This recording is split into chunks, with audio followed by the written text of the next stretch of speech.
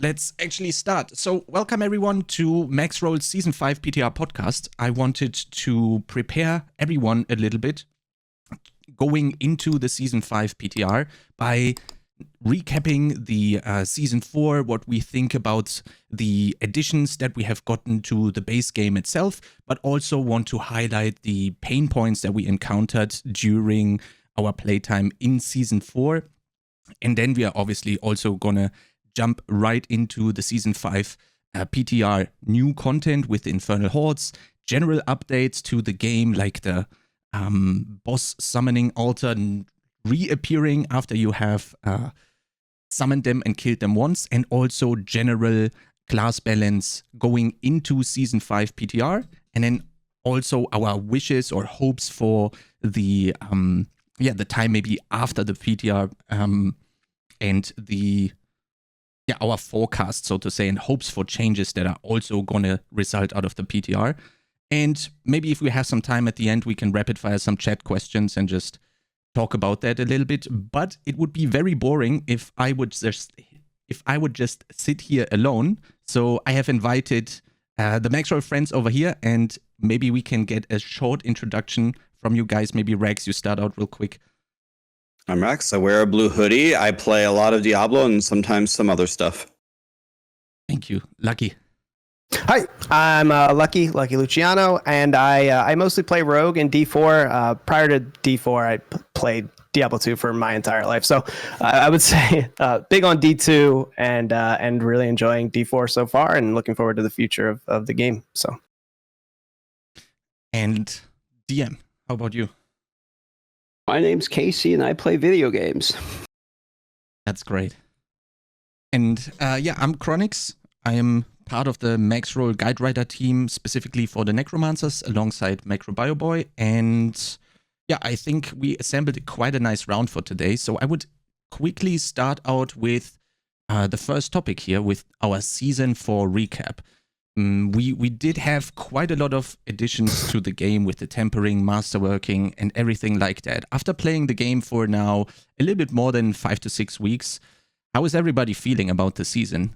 Did we live up to the expectations we had after the PTR? Is something big missing? And how's your general feeling on all of the stuff that we've gotten with the Season 5 release? Season 4 release. Okay. You want to go, DM? Go ahead. I was just going to do a very generic. I have enjoyed Season 4 way more than I have enjoyed any other season. When Season 2 for me was probably the last one I really enjoyed, but Season 4 to me has been like twice as good as Season 2, and I liked Season 2, so this is definitely the longest I've played any of the seasons since the game has been out. I'm enjoying. I mean, there's the complaints I'm sure we'll get into, but like for the most part, I've pretty much really been enjoying the season. Yeah, you can see a clear philosophy shift from when the game launched to where we are now in Season 4. And I think the more that they go in this direction, things like, okay, you're not handcuffed to do one activity to get one resource, and that's what you have to do. They were forcing us into so many of these endgame systems now and in the future. I think we can see even in Season 5, they're really moving towards the play your way style of endgame. And if you want to do this one activity and like that's all you love about Diablo, and you can do it, and you'll get materials for everything. It may not be the most efficient way, but you can still have a good time and be playing what you want to play instead of having to run Nightmare Dungeons over and over, because that was the only way to play efficiently in the previous season. So great direction. I'd like to see more of it in the future, but big win, I think, for me for Season 4. Yeah, I think going into Season 4, Blizzard has solved potentially the biggest looming issue with the game that had ruined the game for a lot of people in the other seasons. And that's your gameplay was whatever activity you're doing, you are picking up an entire inventory of yellows and parsing through them all day long. People forget that that used to be how we played Diablo 4. And that's really not what you do anymore. It's not completely solved, but they did kind of abolish that gameplay, which to me is probably by far the biggest win of Season 4. The other major thing that they tried to address, and it again, they're gonna tackle it again in season 5, which we'll see how it goes, is the Endgame. I still continue to believe that is the biggest problem with the game. I've only gotten to pit 85 just out of sheer boredom. I can't bring myself to go back in and climb higher for no leaderboard and the same mats that I'm already getting at level 60. So I'm glad that they're aware of that. I'm glad that the season theme coming up is once again a major end game addition. That would be, again, where I'd be putting my focus on to continue to improve the game. Yeah, I fully agree with that. I'm also having so much fun with the season so far. I try to put a number on it, and I actually came up with this metric and trying to compare it between the other two bigger ARPGs, talking about Path of Exile and Last Epoch here specifically, and trying to somehow compare the enjoyment that I get out of the game. And I've settled down to trying to compare the length of time I just play them while not having to force myself, actually. And when I look at Path of Exile, for example, and I look at a very good season or league for that matter in Path of Exile, I look at maybe like 6 weeks of like full blasting, and I'm extremely excited that D4 was able to match that. And that kind of put it into perspective for me, where I was like usually done after like 2 or 3 weeks, whereas now I easily doubled that with just one new season edition, basically. That kind of was eye-opening for me. That discovery that somehow fun-wise or gameplay-wise, length-wise, we are on par with a Path of Exile League, at least for me. I don't know how you guys feel about a metric like that. Lengthwise, I would agree. I mean, I play the PoE leagues as well. I actually played this D4 league longer than I played Necropolis League, to give you an idea. For me, part of it was shrinking the leveling. Like, shrinking the leveling reduced the amount of time it actually takes to get to 100, so you would think your time playing the game would be less. But then what that actually ended up doing is me feeling like, okay, well, I'll just make another class. So normally I would just play one class in a season, and I'll play for like probably 2 weeks in Diablo 4 season. And by then, I'm pretty much done. Like season 3, I only played like a week, so I just didn't really like the season.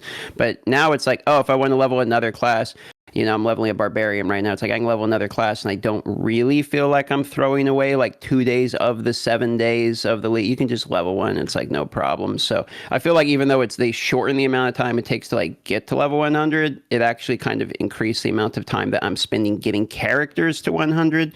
So because of that, yeah, it's kind of inflating in terms of length, it's definitely inflating the amount of time that I've spent in this season. Yeah, length is great, but we can't forget about width, and I think just like it's like so much deeper now, the experiences of playing Diablo 4 with the item tempering system, masterworking, and this journey that we're on. I think the reason that we are playing so more is because there are just so many more deeper mechanics that you can dive into, even if you don't necessarily like pushing pits like racks. You still interact with the tempering system, masterworking systems, even in the early part of the game, and you can really optimize like a speed run, like Rax has been doing with these additions to the game. So it's just there's so many more things to think about as you're playing. It really adds to the player experience. Even if you're not necessarily playing for a long time, you're still interacting with these systems, which is very rewarding, I think. So that's something that I was going to add, kind of like mixing what Lucky and DM said. I've spent a lot of time this season leveling up, and the reason why that's interesting to me is part of it is you can do it very quickly. It's nice to fire up a stream and get to 100 by the end of it. So the speed is part of it, but it actually turns into kind of this like cerebral puzzle, because people will say, well, what do you mean it's cerebral? You don't do anything, Rax. You go into the capstone and you just one-shot them instantly. Well, yeah, you one-shot them instantly if you make a really good character and you like level up to the proper level and stuff like that. But what the puzzle has turned into is how do you kill these bosses at such a low level? And then the follow-up is how do you stay alive in World Tier 3 and World Tier 4 to take advantage of those XP multipliers to really race fast? And every time that you go through one of these runs, you learn more and more and more. And that's where it gets a lot more fun for me. This is the part that's missing for me in the pit. I can tell you every pit run ever. It's going to be the exact same thing. You walk in, there's 5 elites. There's a little bit of trash. There's 5 more elites. You turn the corner. There's a pylon. There's 5 more elites. There's a portal. Second floor, 5 more elites. A little bit of trash. 5 more elites.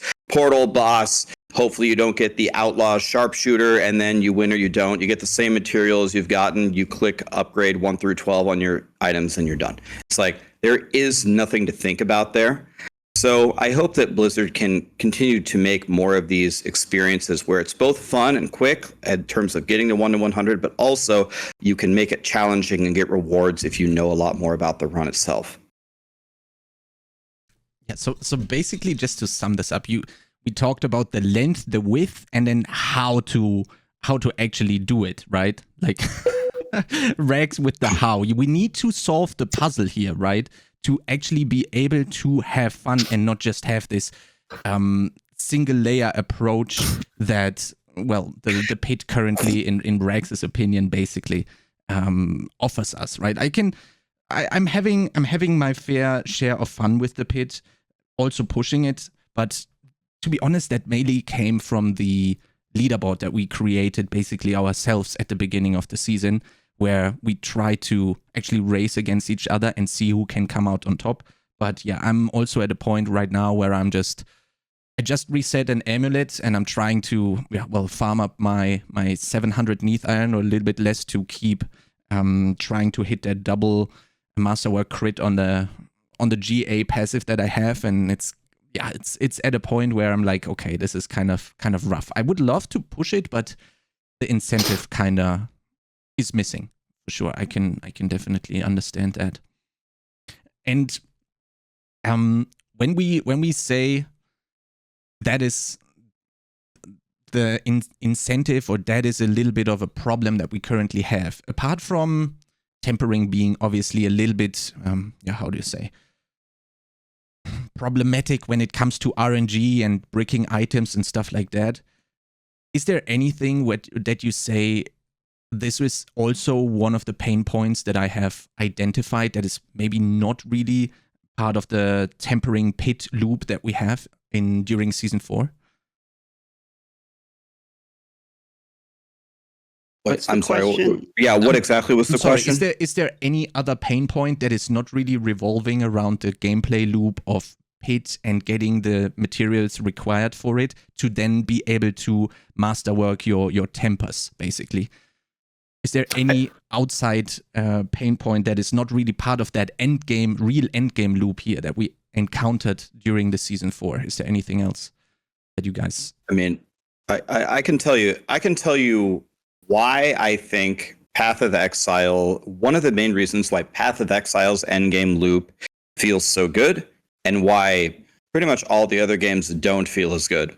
It's I call it the Pokemon effect. Lucky's got the cards right behind him there. I love Path of Exile's gotta catch 'em all system. I think it's brilliant. I don't know of a better way to do it. I don't know why more games don't adopt it. So when you walk into the mapping system of Path of Exile, it's divided into different tiers. There's the white maps, there's the yellow maps, there's the red maps. They get harder.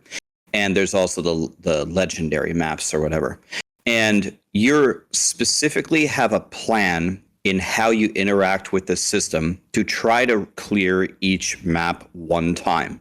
And the ways that they've built in certain difficulties with the different affixes for the different builds, some bosses are really bad for certain builds to kill. Feels like just the right challenge.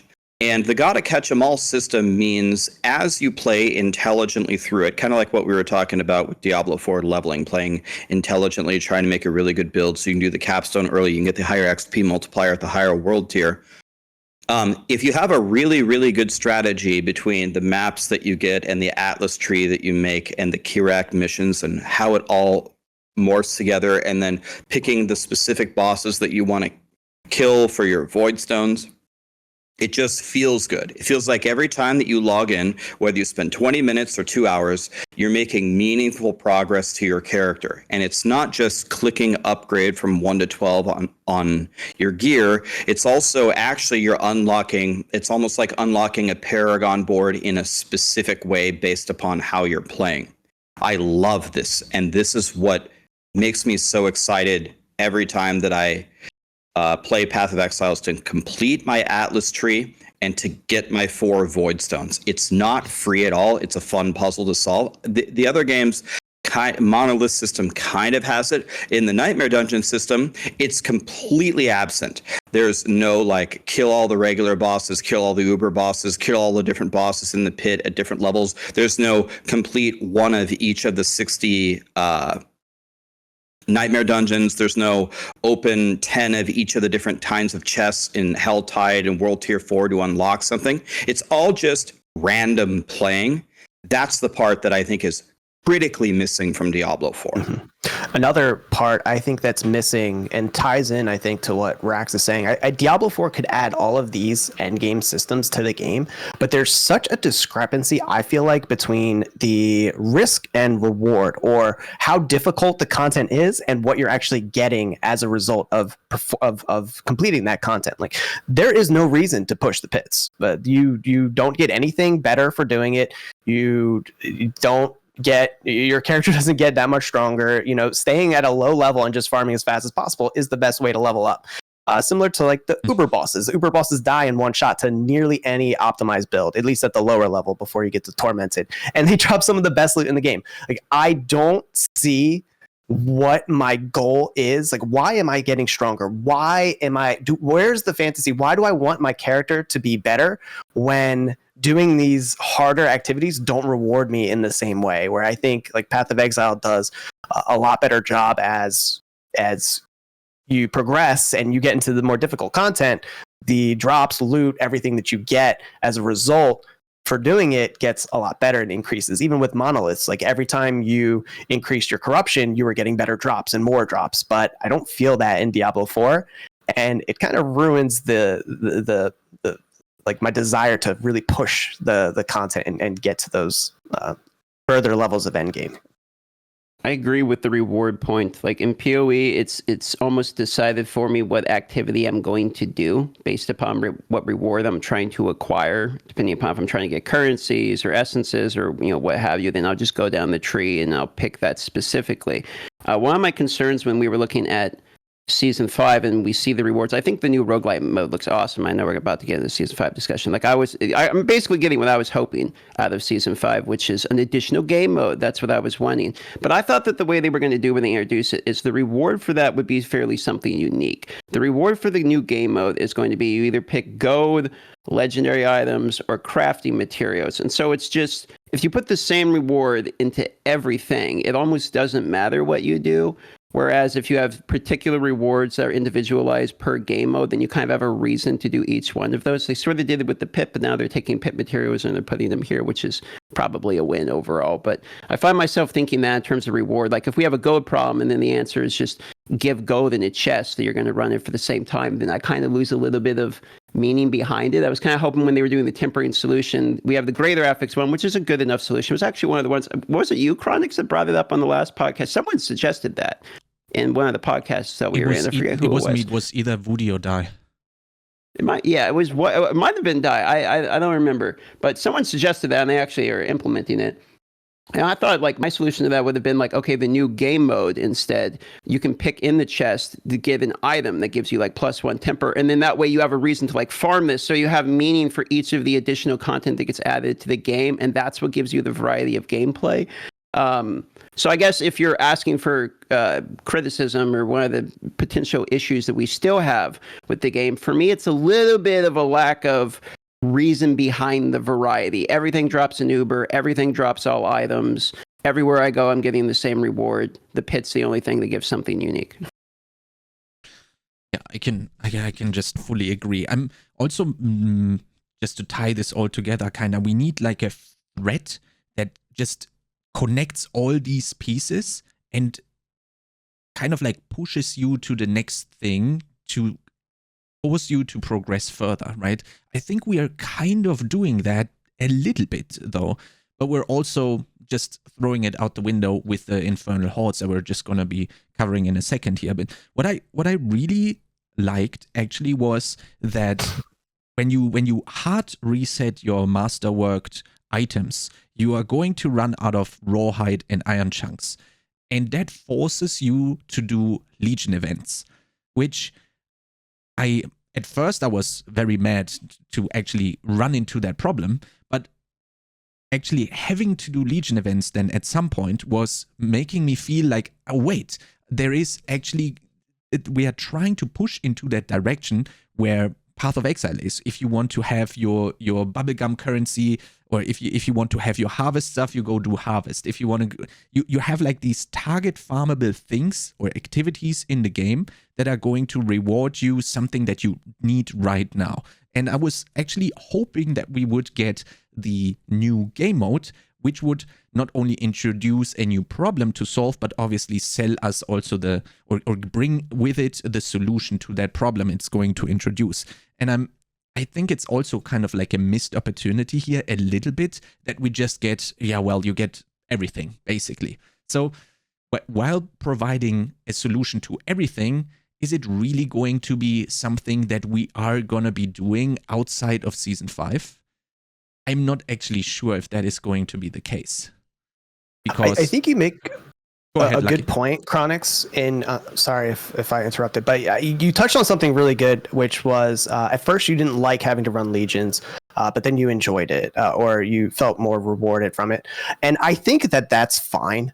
I think that there can be a way to get rawhide and these materials, everywhere in the game. But then if you really want to focus on it, then you can do this one activity and it can reward you much more than if you were doing other things.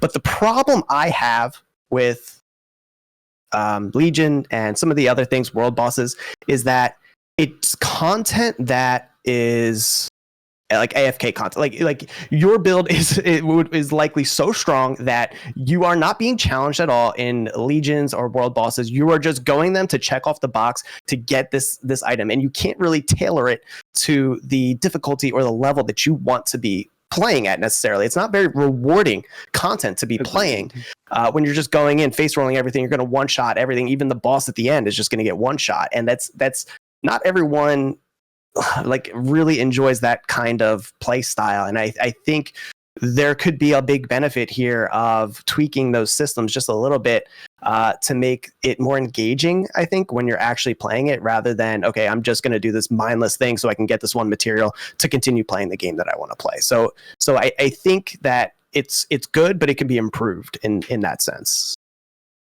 So they're changing it in Season 5. I don't know if you guys saw the note. World bosses are much more resilient to damage. It doesn't sound like they buff the rewards, but world bosses are going to be tougher. Yeah, I mean, I think part of the problem that Blizzard had, and is kind of like, I guess throughout the year, they have had negative reactions to a lot of stuff that they've released in the game. So they've tried to release a very quick response to change a bunch of systems. And in a lot of cases, it's actually worked. But in particular with like the boss system, for example, how everyone hated it. Everyone's saying this is so stupid, you have to change it. And now they put the materials drop everywhere. And several of you have made the point, when everything drops everywhere and you don't have any ability to target farm something specific, the game isn't fun. I'm not sure that they exactly hit it right here, because the problem with the boss ladder was not necessarily the structure of the boss ladder itself.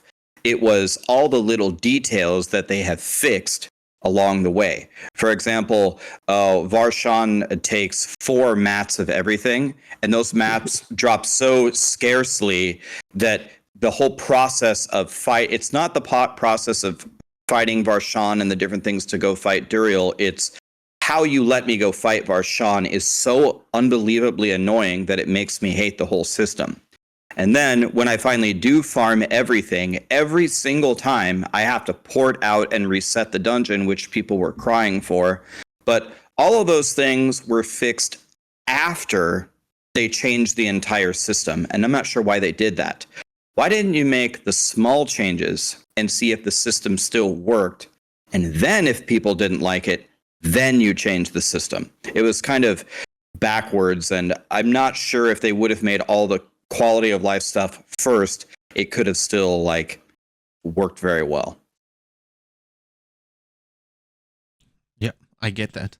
I get that for sure. I'm trying to come up with a solution here with a brainstorming idea. You said, or trying to copy kind of what other ARPGs does. We have corruption, we have, very generally speaking, juicing maps in PoE. So would it be a solution to, well, I see people in chat say World Tier 5. Yes, that would probably be obvious, but that brings a whole set of other problems with it.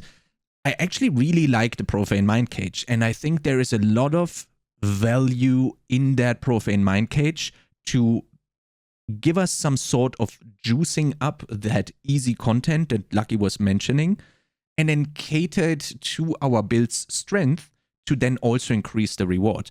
Let us juice up legions or anything else for that matter to not only challenge our builds even more, but also give us more rewards for the time that we're putting into. Is that something that you guys would just now coming up with that? Does that sound good, or does it bring a lot of other problems with it?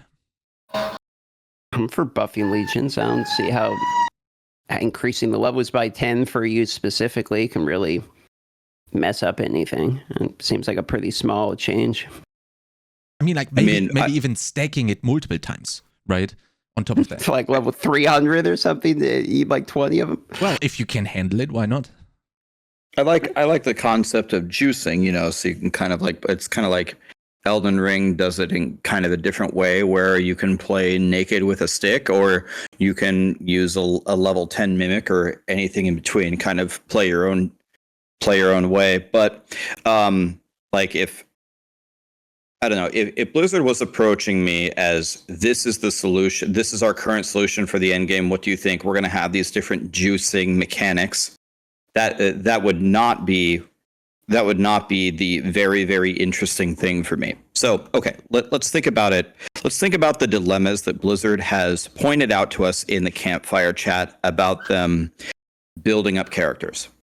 They say, okay, well, I want to preserve class fantasy, and every class can't play the same way. And then as the community continues to make different builds, some builds hit really hard, but they can't apply vulnerable. Some builds play minions, but the minion AI is really stupid and you're really slow.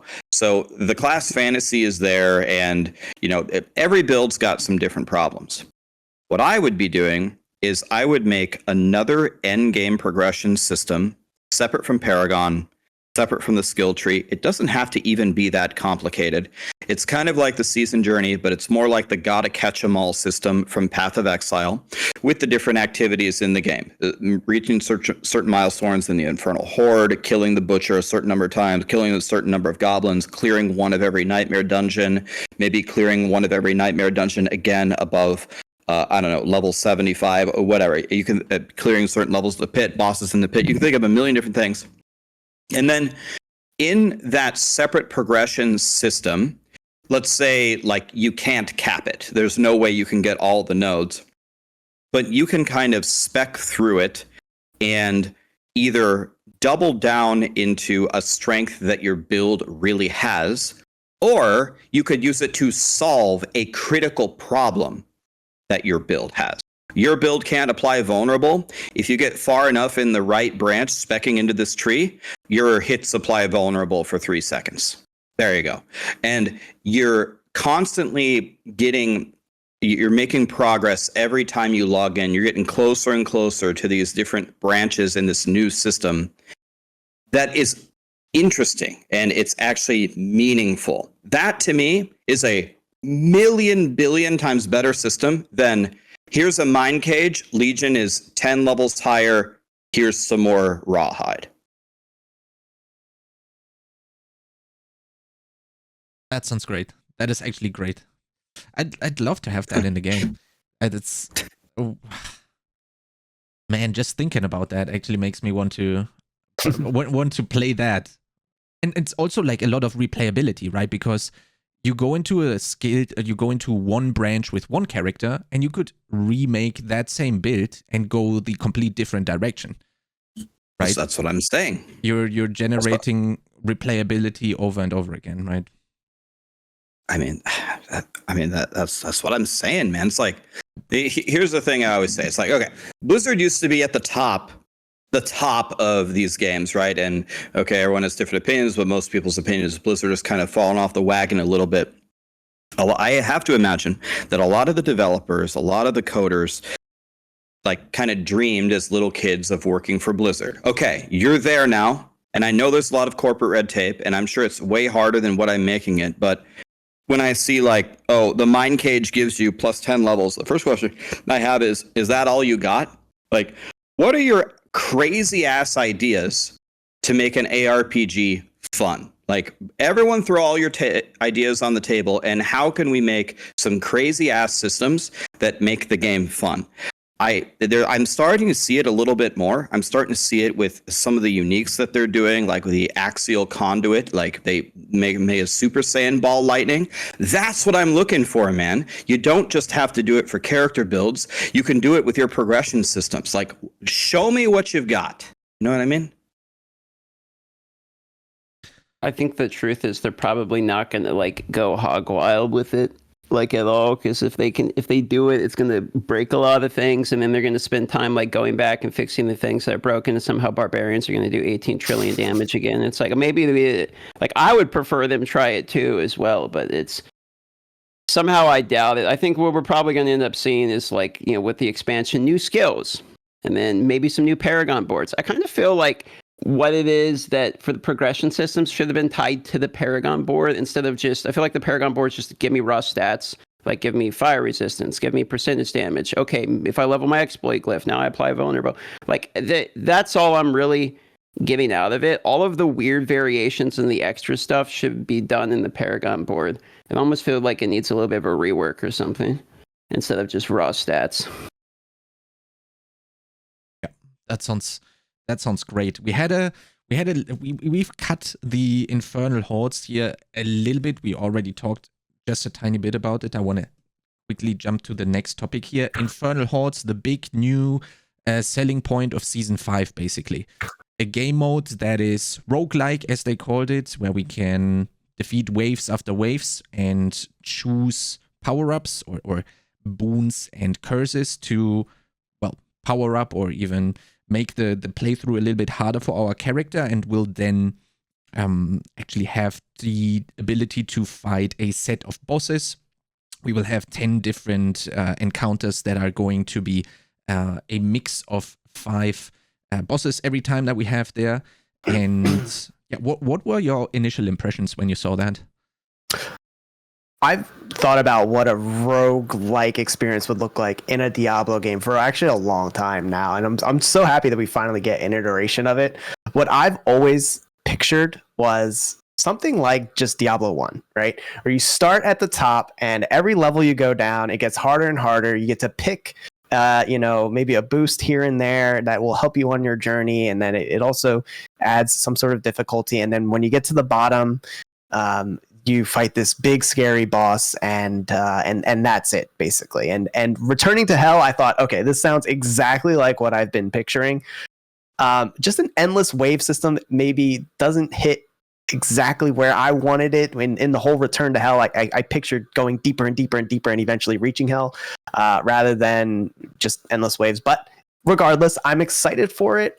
I think that it adds a lot of replayability. I hope we'll have to see, with the implementation. But my only thing, again, and I get back to this risk reward thing, like I hope that we are rewarded for our time there, because I don't know how long they are expecting us to, I don't know how long it's going to take. And there's been a disproportion in the length of time it takes to do something and what you get out of it. So I just hope that they do, balance that well so that I can just keep playing it over and over and over again. I'll be really interested to see, what options they give us in terms of the buffs and then the difficulty. I actually asked a question during the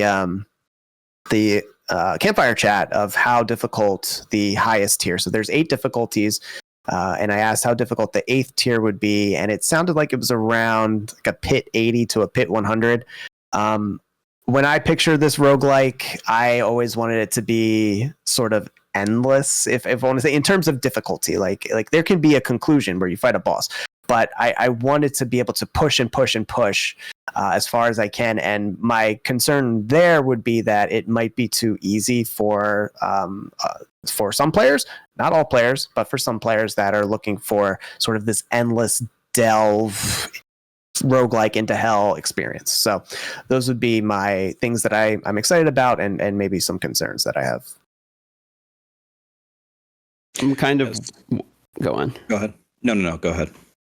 Oh, I'm just gonna say I'm mostly curious how they're gonna spawn the minions. Like, is it straight from Curse Shrine where you're sitting there and they all just kind of like pop out of the ground and then you one shot them with holy bolts or whatever, and then the next wave pops out of the ground and you one shot that wave and the next wave. Like, if that's how it's gonna be and you do the whole thing in like a minute, it'll be a little bit less exciting for me. I'll admit, when I saw it, like, I'm pretty excited. I'm still pretty excited because what I want in the game is a variety of game modes that are like little mini games. I think stuff like that is fun. I know there's a lot of like core issues that we always talk about and stuff, but like for me, I just like little reasons to log in and play the game. And like for me, it's like, oh, cool, a roguelite. Like, that actually sounds like fun. I'm going to try that out. So I was pretty much excited when I saw it. Still am hoping it will be fun. It's like the main thing is, if it's fun and something to do, I'll play it. I'm mostly curious how they're going to actually spawn the minions in on each wave. Like, are they going to run? I want them to see like run out of the mist and there's more and more and the density gets really crazy. But are they going to spawn like 10 guys on top of you that you one shot? Yeah, so I've seen a lot of different like implementations in Diablo and other games, and I've guessed in the past before I've played stuff, and I've been wrong on both ends. I've said stuff was going to be bad that ended up being good, and I said stuff that was good that ended up being bad. So I really won't know until I play it. The way that I view it is very similar to what DM just expressed. Think of it as a fun little wave-based mechanic that you jump into here and there. I think it will be fun for a period of time.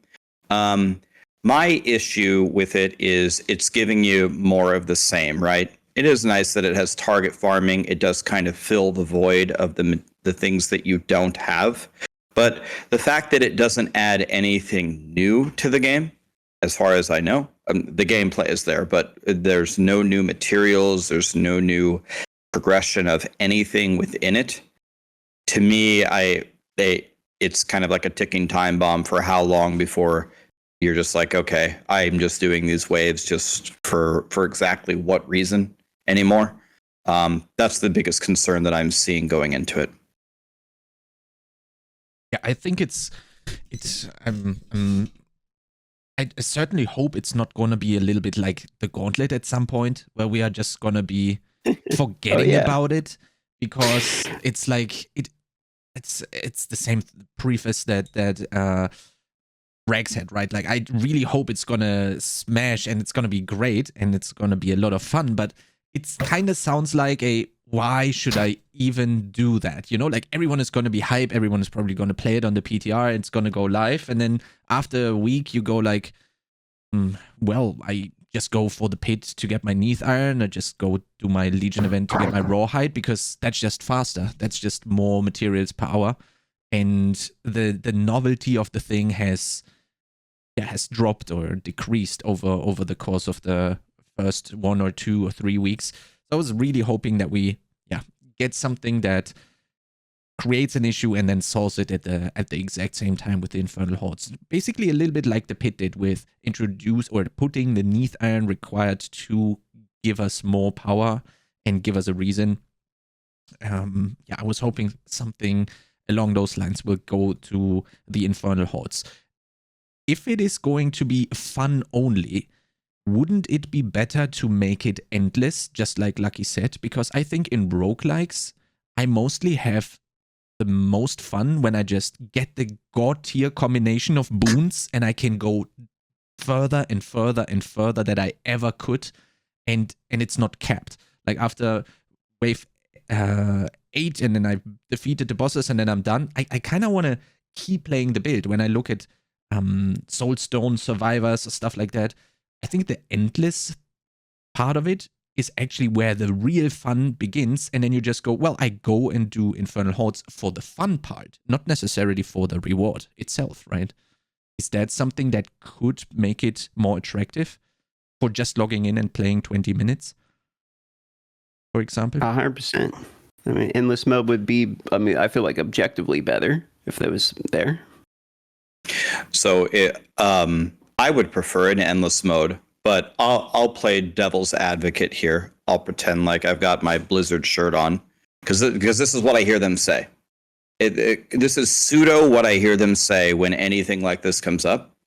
They say essentially, we have the data of the demographics of our player base, and you, the content creators, have no idea how casual people are. You have no idea how 90% of the player base, how casual they are, how little they play, and how bad their builds are. They're maxing all the basic skills at the top of the tree, and they're not making a build. Some of them don't even know how to imprint. If you ask them, would you prefer an endless mode, or would you prefer you play it for 10 minutes and it ends? Those people would probably say, I would prefer that I only got 10 minutes to play. I got 4 wives and 7 kids and 3 jobs. I can only play 10 minutes a month. If you make it endless, then I don't know when to stop, and it stresses me out, and I don't want to do that. So I don't think this way, and I don't know if building your game around the people that are picking 5, maxing all the basic skills is the right way to design the game. But I'm just playing the role of, this is how I think Blizzard thinks about it when they make these decisions. Yeah, so it becomes an equation at some point, right? So it's adding this mode. One, I don't think it detracts from a player that wants to play 10 minutes. I think you can still do the majority of the content maybe in 10 minutes, but you have the option of continuing to go. You've worked up, you've gotten these boosts, you got maybe crazy RNG one run, you got 8 at 8 of your best in slot boosts, and you want to just keep going.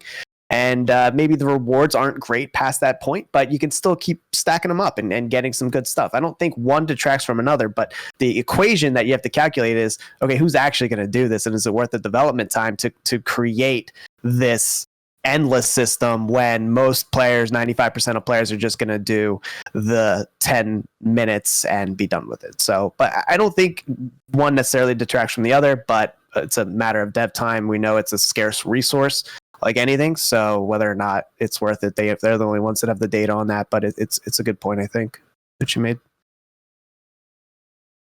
I mean, it's, let's say that they made the endless mode. It's like, okay, you can quit at any time.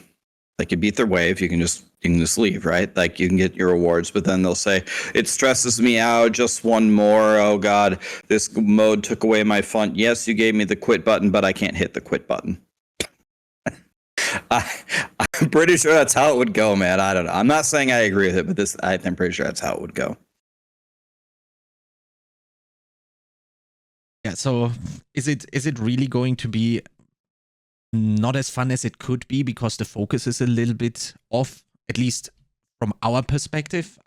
I sure hope it's not going to be the reason that is going to be the case. I mean, we saw them nerf the tormented bosses by 30% in their HP, and I think everyone here and probably quite a lot of people in the chats don't really necessarily agree with that.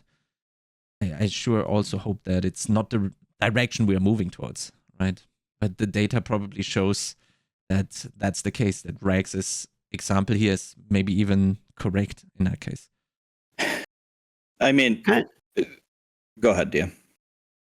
I was just going to talk about the nerfing the tormented bosses. Like, Lilith is still, in my opinion, the coolest fight in the game. I know a lot of people have mixed feelings on this, which is like, sometimes she's really cool, sometimes they think she's bullshit. But like, for me, I had the most fun and still have the most fun every season when I go to fight Lilith with like a build that takes forever to kill her.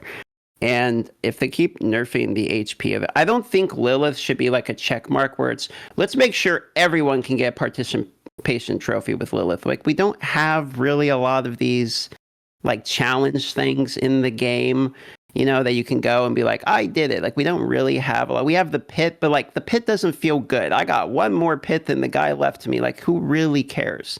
So, like, for me, in terms of nerfing the Torment HP, for me particularly, I don't really care about nerfing the other one's HP. Whatever, everyone's just putting it on farm and one-shotting with Barbarian anyway. For me, it's about the Lilith. Like, make Lilith actually hard, or keep her hard, and stop like making her easier and easier and easier and easier and easier. You know, like, for me, that's a little annoying.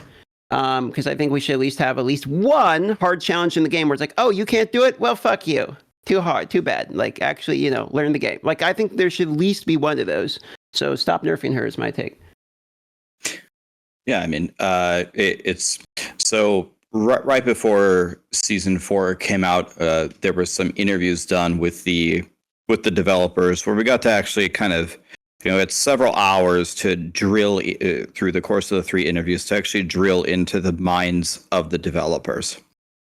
So the part that DM said about there needs to be a small slice of the pie in the Diablo 4 game that's actually challenging, where you can't just completely outgear it. You do have to execute some skill. I think that is very healthy for the game to at least have a minimum of one encounter like that. But I'll tell you something. From watching those 3 interviews multiple times each and trying to really pay attention to the words and the philosophies that Blizzard was saying, I think that Diablo 4 is going to be built as the quote-unquote fun ARPG. Meaning, you know, everything that we've been saying, you log in, you do some Infernal Hordes, you do some Pit, there's no leaderboard, Pit 60 has now been nerfed, you can get there, you can masterwork all your items, the tormented bosses are nerfed, you can kill them even if you play a Druid. And it definitely seemed like very consistently in their answers that is the direction of the game. I asked them point blank in one of the interviews, in the future, will you build an encounter where gear alone cannot save you, where it will require skill? And the answer I got was kind of, maybe we'll make one, kind of, which to me indicates kind of a no. So actually, after the round of interviews, my view on the game, my philosophy kind of changed, where Diablo 4 is just the game where you log in and, I don't know, for lack of a better word, I just don't take it as seriously. I'm just kind of chilling. And in Path of Exile, you're like, before you even hit login, you're already sweating. You feel your blood pressure rising. You're scared for your life before you even, you know, spawn on the beach. It's just much more of a try hard, sweaty game. And then the more that I think about it again, I am kind of glad that every game is not exactly the same. If everybody made the same game, then it would be boring. But I don't know. I guess I don't know if you guys felt any differently or if you guys watched those interviews, but to tack it on to this particular topic, I think Diablo 4 is trending toward more the easier side, fun side, appeal to everyone. Everyone can win eventually. Yeah.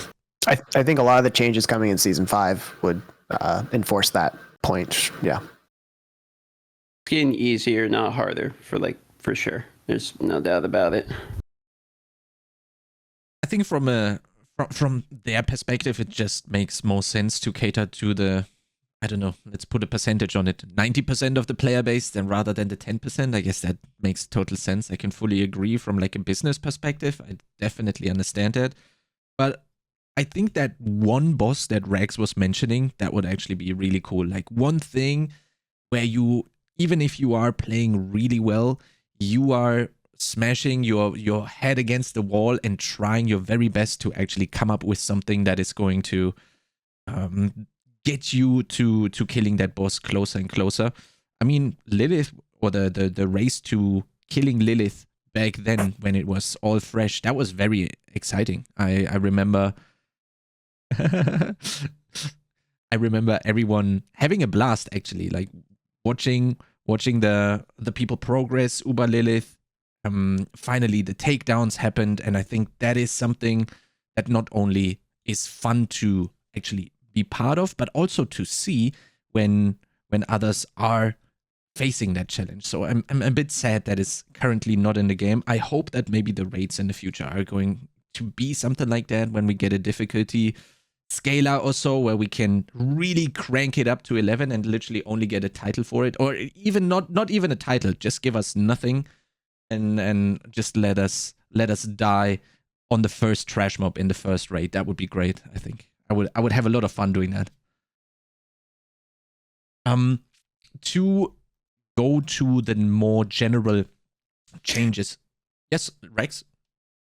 Did you want to add something? No. Okay. I'm dialed in. I'm listening. Okay. The general updates for Season 5. Stuff like the boss summoning altar reappearing and basically everything that is coming with Season 5. What were your highlights when you were watching through the campfire chat? And what are you most excited about, apart from the Infernal Hordes, when it comes to the general updates? Is there something? New unique items. Number one, new legendary items. Number two, I think build diversity is something that most people would agree they want more of, and that really is only coming with new additions in terms of gear acquisition right now. So for me, it's unique items and legendary items. Yeah, if I could double down on that, and for the following reasons why I like unique items and legendary items so much. Specifically, though, I'm going to target unique items. We know that unique items took a huge hit in Season 4 once tempering was introduced, but I am really liking the direction that they're taking unique items now. We're seeing a little bit of it in Season 5.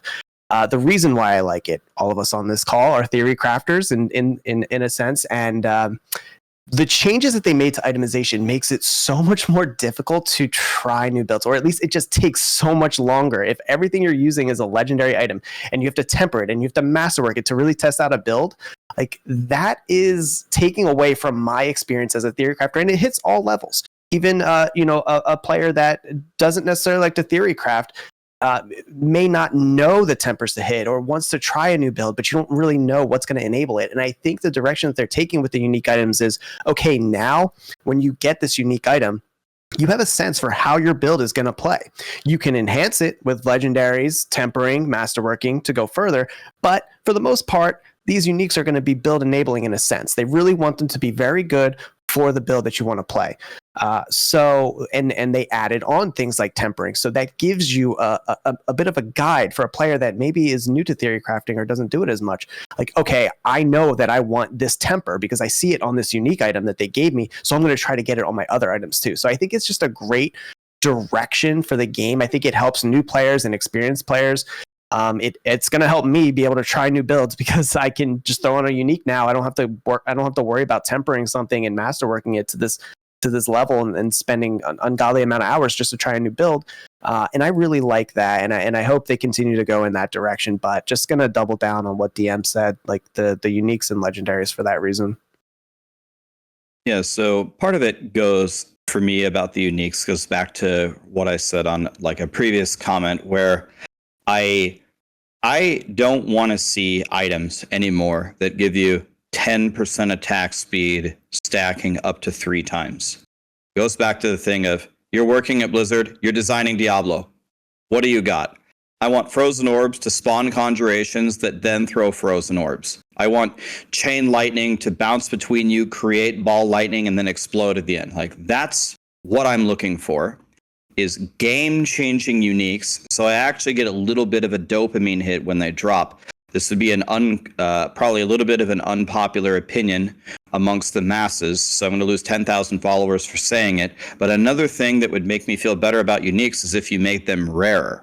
If they're very rare, like when I'm playing Diablo 2, when an Arachnid mesh drops, I never have that feeling in Diablo 4 because it's hard to find. Same with the Shaco, same with an Oculus. In Diablo 2, when a Jaw rune drops, it's unbelievable. I just don't have those dopamine hits really in Diablo 4, and it's something that I really miss. Something about the general philosophy of Diablo 4. This is one thing that the team is doing extremely well, and 99% of the time it has a benefit, and only 1% of the time does it ever hurt you. Diablo 4 is doubling down on when the community asks for quality of life stuff. We're seeing it now season after season. They are just willing to start implementing it. And I think this is just a win. I think you could make the game very challenging and very rewarding while still building in a ton of quality of life into games, like resetting the boss altars. The best example I could give is Elden Ring. Elden Ring gives you just about every quality of life feature you could imagine, and they give it to you right away. They give you a horse. The horse has like infinite sprint. The horse can double jump. You can port anywhere at any time unless you're stuck in a dungeon. You have choose your own difficulty. You can level up at any save point. You can item craft whenever you want, wherever you want. There's so much quality of life in the game, yet there's so many awesome dopamine hits, and there's still so much challenge in the game. So people say, well, if you just put in every quality of life thing, you can't have those things. Wrong. Not true. I can give you an example where it works. You can see Path of Exile start to adopt this as well. They had a live stream, a developer stream a little bit ago, where the community made a bingo board of all the quality of life stuff that they wouldn't implement into the game over the years because they wanted you to feel the weight, and that's fine. Path of Exile does a lot of things right, but a lot of the things on the bingo board, they finally conceded, okay, yeah, we can do this. Okay, we can make your gameplay a little bit better to play the game. I really think 99% of the time that you implement these quality of life features, you win, and only 1% of the time you lose.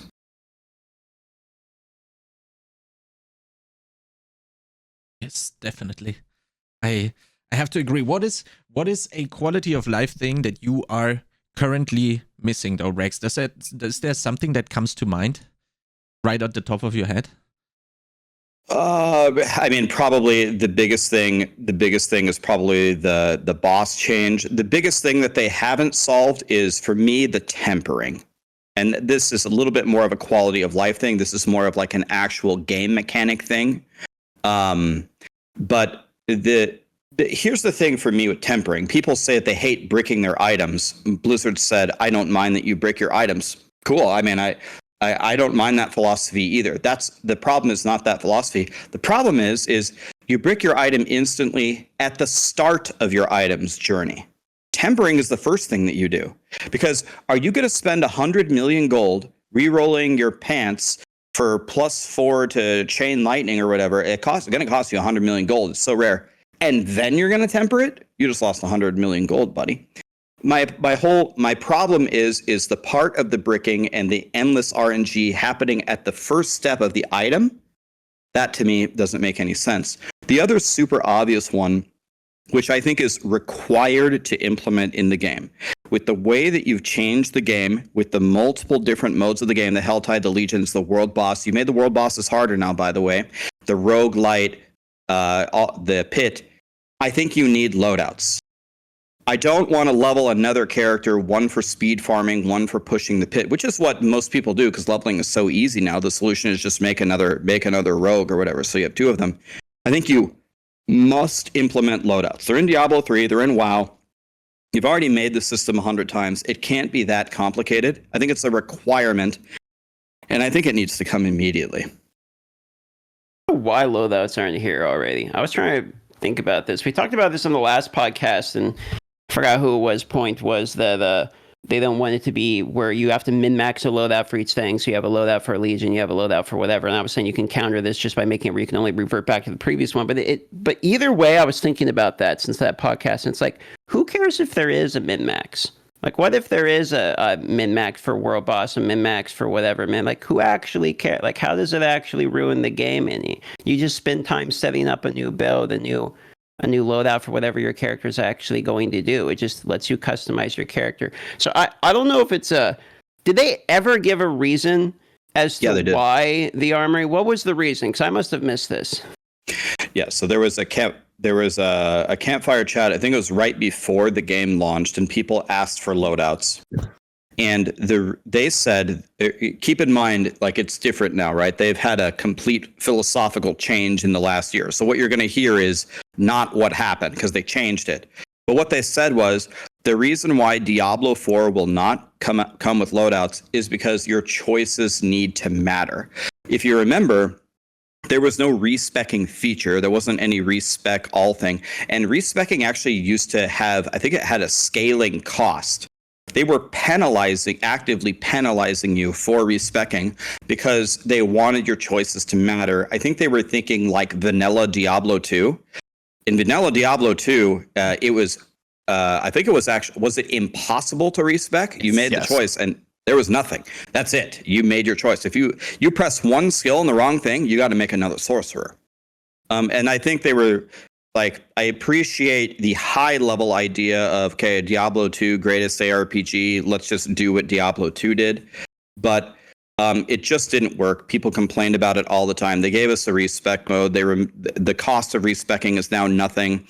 And the journey used to be the whole process of playing your build 50 to 100. That's the end game. They completely changed their mind on that. So that's why they were designing the game with no loadouts in mind. But now that they have made this massive philosophical change, not only would loadouts be a good thing for the game, it's a requirement. So it's the paradigm shift within Blizzard that caused that. For another quality of life thing, I'm surprised nobody has said it yet, or maybe you did, but just loot filters, like, just give me, they've improved the visual. I would say being able to visually see what's on the ground, especially the change to Uber Uniques. Super stoked about that. Let me tell you, dopamine, it's a real thing, and it just wasn't. You just weren't getting it in D4. Even with the greater graphics, like, cool, I got a greater graphics, but is it even going to be good? Do I know when it drops on the ground, or do I have to wait till I look at my inventory? So, I mean, a loot filter just fixes all of that. Right when something drops, that it's something I'm going to use. Basically, you could cater a loot filter to do that. And it just seems like such low-hanging fruit. It's been asked for every which way. I don't know why it's still not in the game.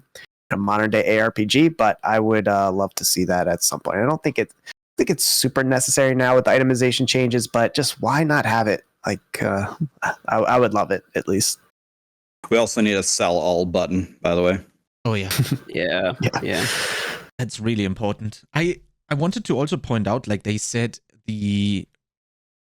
Adam Fletcher said at the end of this campfire for the Season 5 PTR, they said they hear us for the armory, but it just takes a lot of development time to implement it. So, I mean, it's sure coming, the armory, or the loadout system, whatever you want to call it, right? But it takes some time. I am not a game developer. I don't really know how that works and how complicated that is, but I'm definitely glad that they are not dismissing the talk there, but they have more or less kind of said, yes, we're kind of working on it, and sure, going to come in the future. And yeah, I think I have to also agree with DM. I've also been thinking quite a lot after the podcast about just if someone needs to pay the exact cost for resetting your Paragon board and then changing it, there is going to be a difference of points and a cost resulting to it. Let me just pay this up front whenever I want to change the loadout, and it's going to instantly teleport the stuff from my stash onto my character, and then it's going to remove the currently equipped gear and move it into the stash. I think that's a very, very important solution here to the problem, and I wouldn't also mind getting that sooner rather than later, especially with the amount of stuff that is getting added in terms of gameplay. With the Infernal Hordes, you probably don't really care about movement speed, right? You probably can't stand right there in the middle, so maybe us Necromancers actually have a game mode they can shine in, and then just let everything run towards you. I want to kind of change the build, but then again, maybe that's also not the intended way of doing it, because you just want to get in there, kill the bosses, and then you're out, since there's no endless mode. I'm looking forward to it. Let's say that at least. The armory is definitely highly suggested. I don't know how your chat is looking like, but mine is definitely agreeing. Yeah, sure, Rex. Can I ask for something with the armory system? And I don't know if this is in any game, but I think it would be very helpful for Diablo 4. Can we get a tab in our stash that's armory only, where it only stores gear that you have saved in a loadout? Because part of the reason why Blizzard might not want to make an armory is, oh, your gear is mixed into all the other gear that you're saving, and you accidentally salvage it or you accidentally vendor it. Make a armory only tab. It's one additional tab where you can put 3 or 4 sets of gear, and that way it's separate, and oh, I better not mess with this tab, otherwise I'm going to lose a critical piece of gear. I would love it if they do that. Plus, we get an extra stash tab. You can do that. You could have a very simple pop-up too that you could add also that says like, this is in your build out number 3. Don't get rid of your weapon. It's gonna be deleted out of your armory set. That would be good too. I'd prefer both. Don't let me salvage my weapon. Yeah. Even if it's favored. That makes total sense. That is actually a really good addition. I haven't thought about that one yet.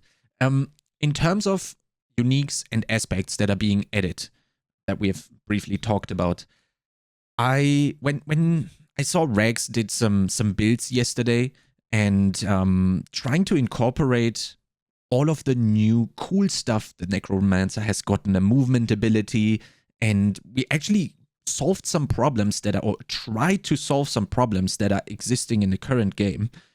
But I don't know about you guys, but I feel like aspects taking that role of solving these problems is kind of like hindering the process of solving these problems in the first place, because I'm running out of space for my aspects, and I can't really solve the problems that you are trying to give me the solution for. Even if we have, let's say, 25 new uniques, 25 new aspects, I'm running out of space. And is there anything you guys had in mind to help solve that problem?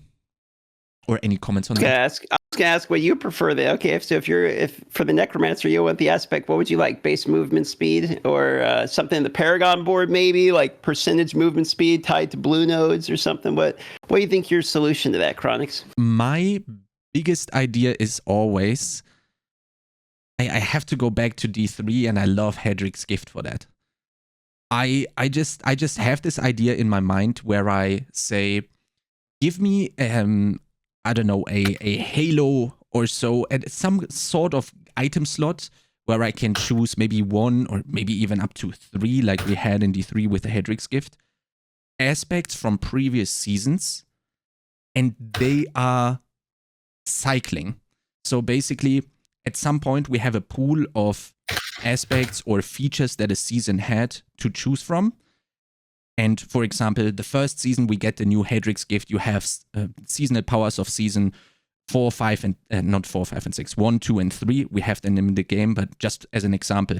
And on the next season, you are going to not have season 1, 2, and 3 powers in that Hedric's Gift. And sorry, not Hedric's Gift. I'm talking about the Cube. Kanai's Cube. Yes, sorry. I was gonna say, okay. Yeah, the Kanai's Cube.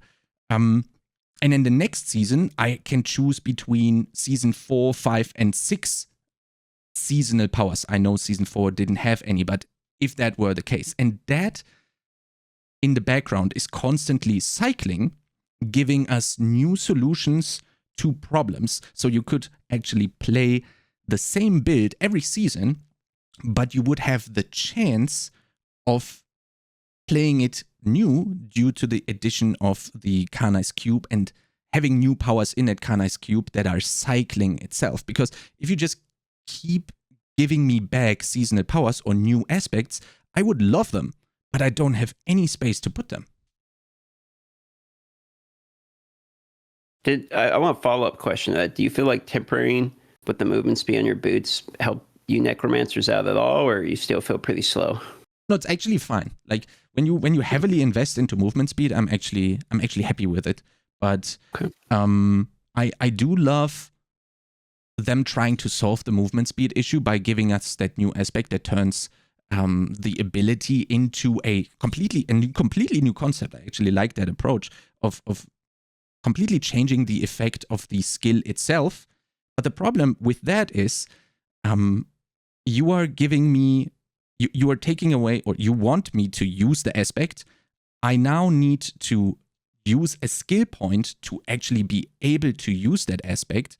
And then, which is probably the hardest thing to do, I need to make space for that on my skill bar to be actually able to use it. Now I have these 3 points, and why would I use that new aspect when I could also just use Metamorphosis?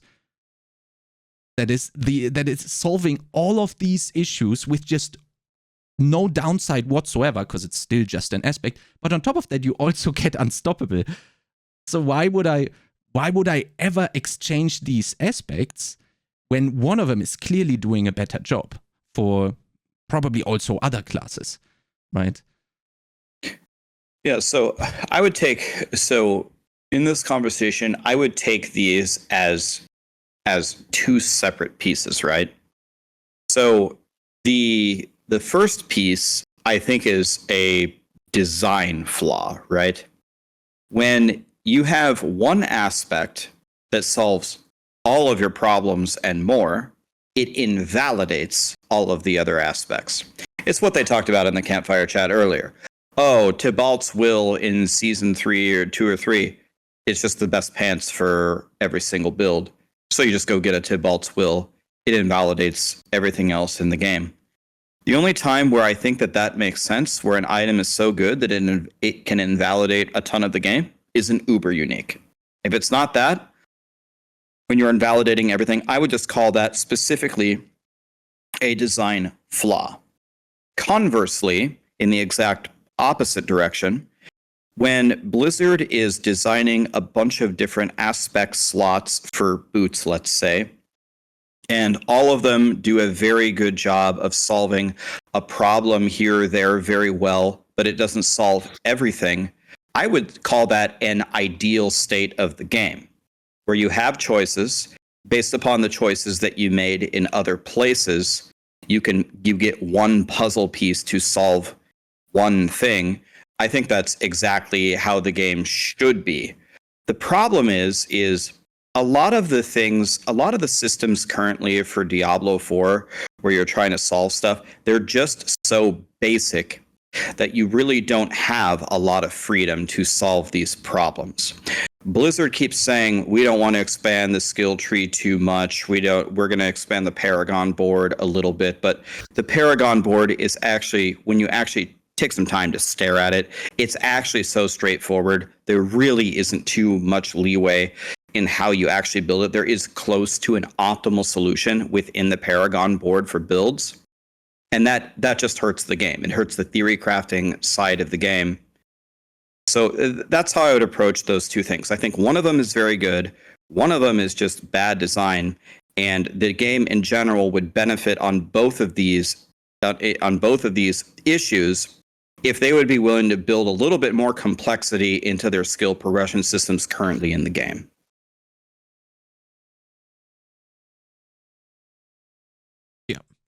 Is something like the Kanai's Cube maybe a solution to that, to bring more depth or variety to it if you don't want to make the skill tree too complicated? Or do you want to see more depth in the skill tree in general? Is that the better solution to the problem? What would that be? I think the skill... Sorry. No, go ahead.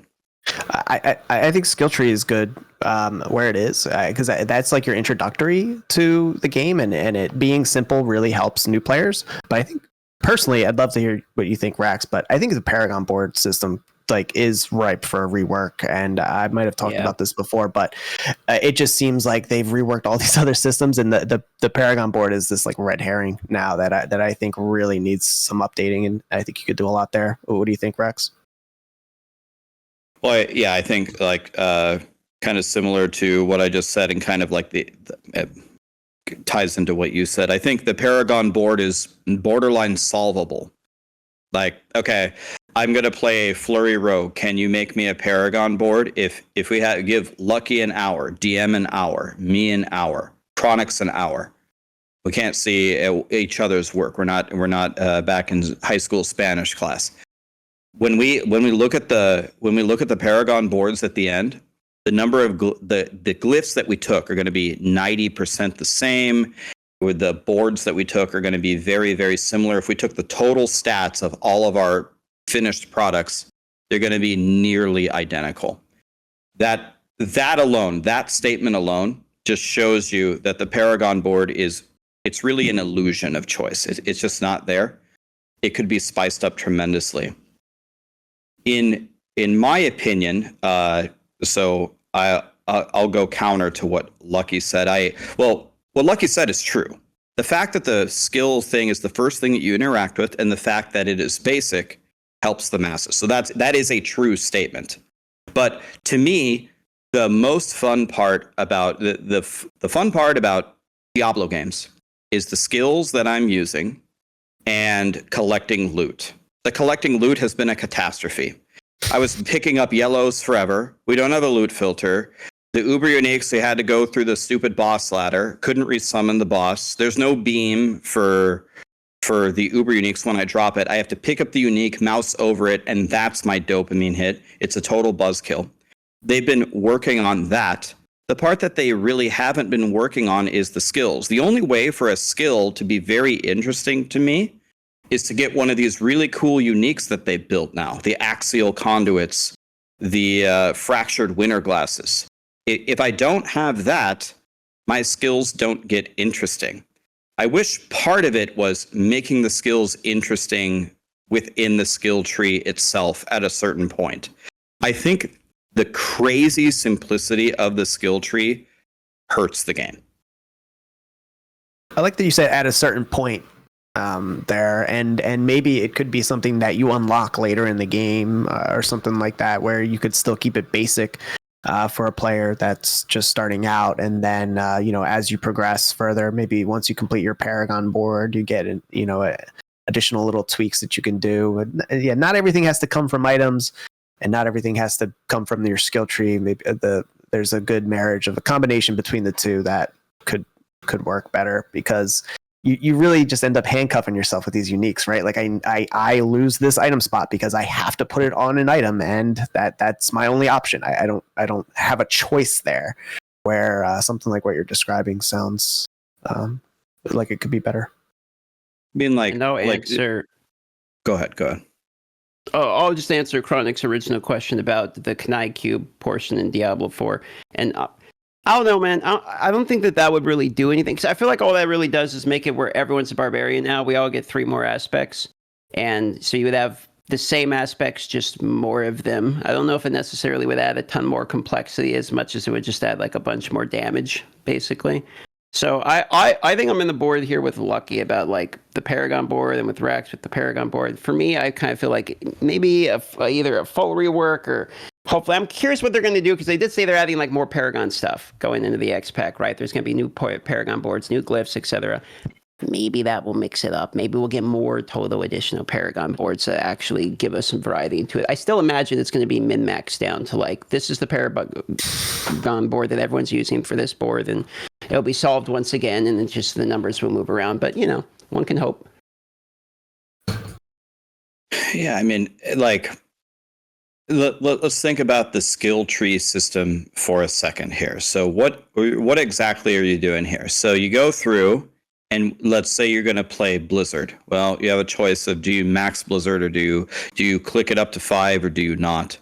Then usually you click the enhancement. It's just a free thing that you must choose to get to one of 2 choices. And then what do the choices usually say? Oh, Blizzard lasts 4 extra seconds, or Blizzard applies vulnerable, or something. Like, those things are nice, but those things are not exciting. Like, I need you to let me in the skill tree make some real choices that change how Blizzard works. If you choose normal Blizzard, where you point your cursor, a Blizzard drops. when you choose some other kind of a blizzard, glacial blizzard, or whatever it is, it follows on top of you, and maybe you don't have to, and it follows on top of you when you summon it once. And when you press it again, it redirects the ice crystals and throws it as an ice lance. So you choose one or the other. It actually fundamentally changes how you play the game. Now, I understand that me asking for this, for all the skills, for you to actually make it this interesting, requires a ton of development time. The resources to do something like this would be outrageous and probably would need to be done like as an entire expansion.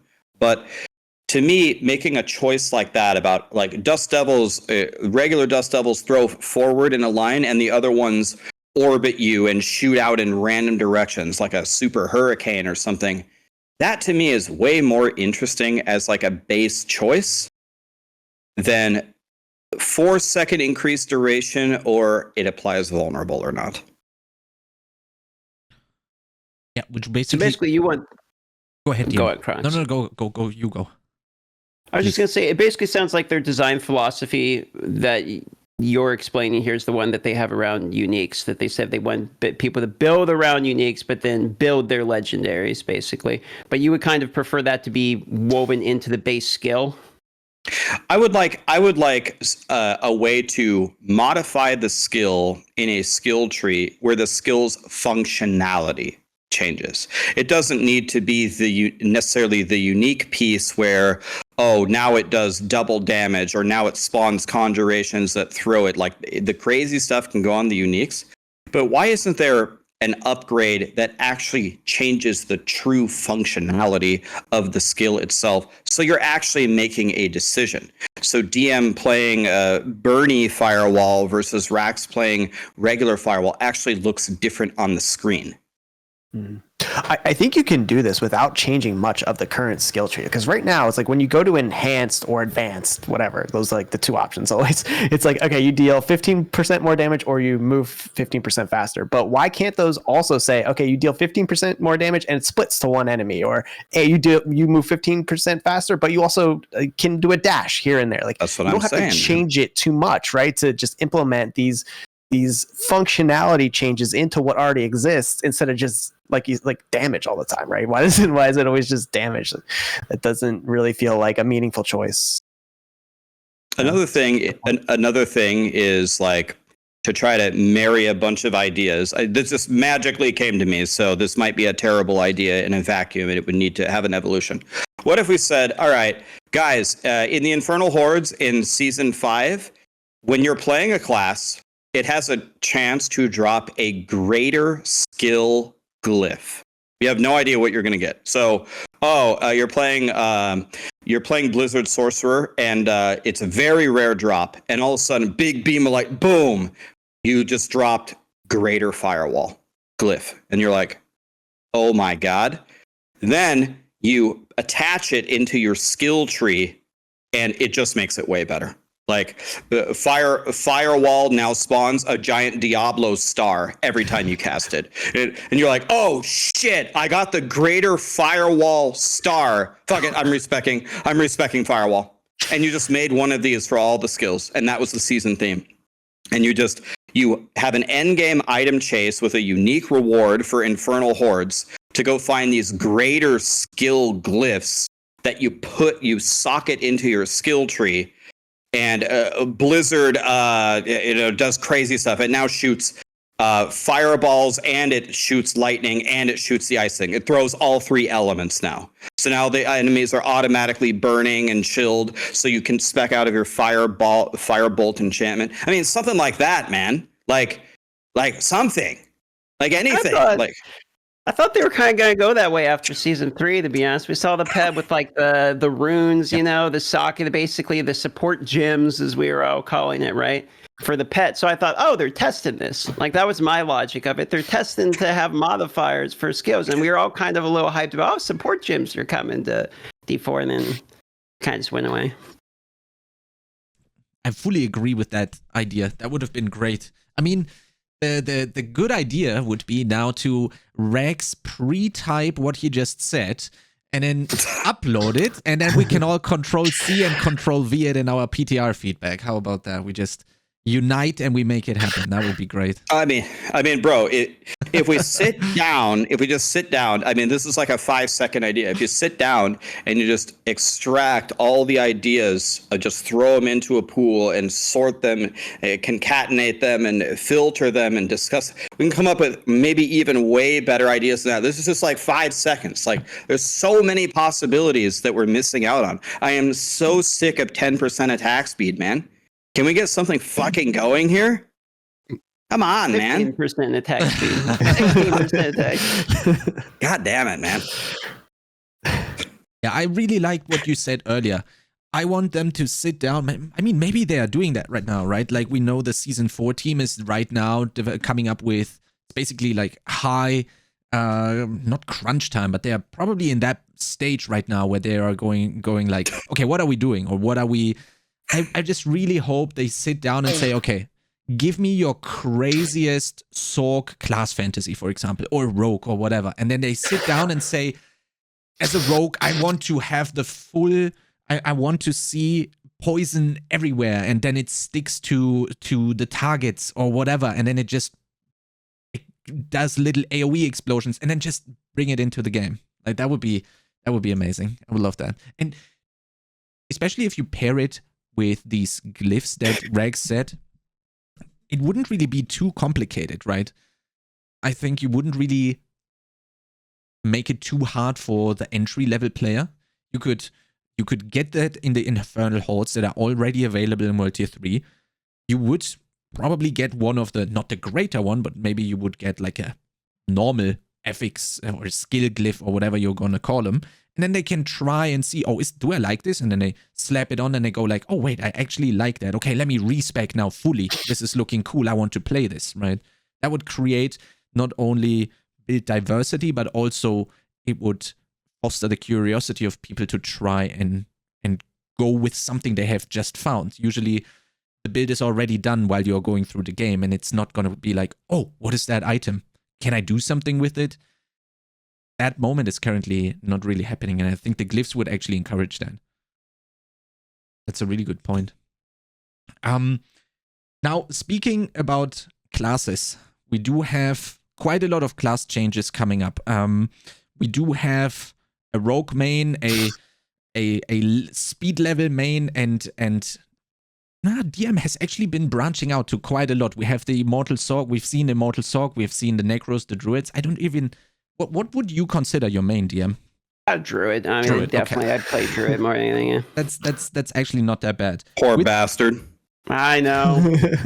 Yeah, 17 damage from day one, baby. Well, there was a little bit of light there when we had the Tornado Druid. That was great. But yeah, it's not much since. It's a moment. We had a moment in the sun, and Pulverize was kind of okay in season 2, I guess. True. Yeah, it's actually a little bit better now, I'd say, after the mid-season patch. But yeah, obviously the class changes that we have seen for the season 5 PTR, especially for you, DM, then as a Druid main, are a little bit rough on the edges.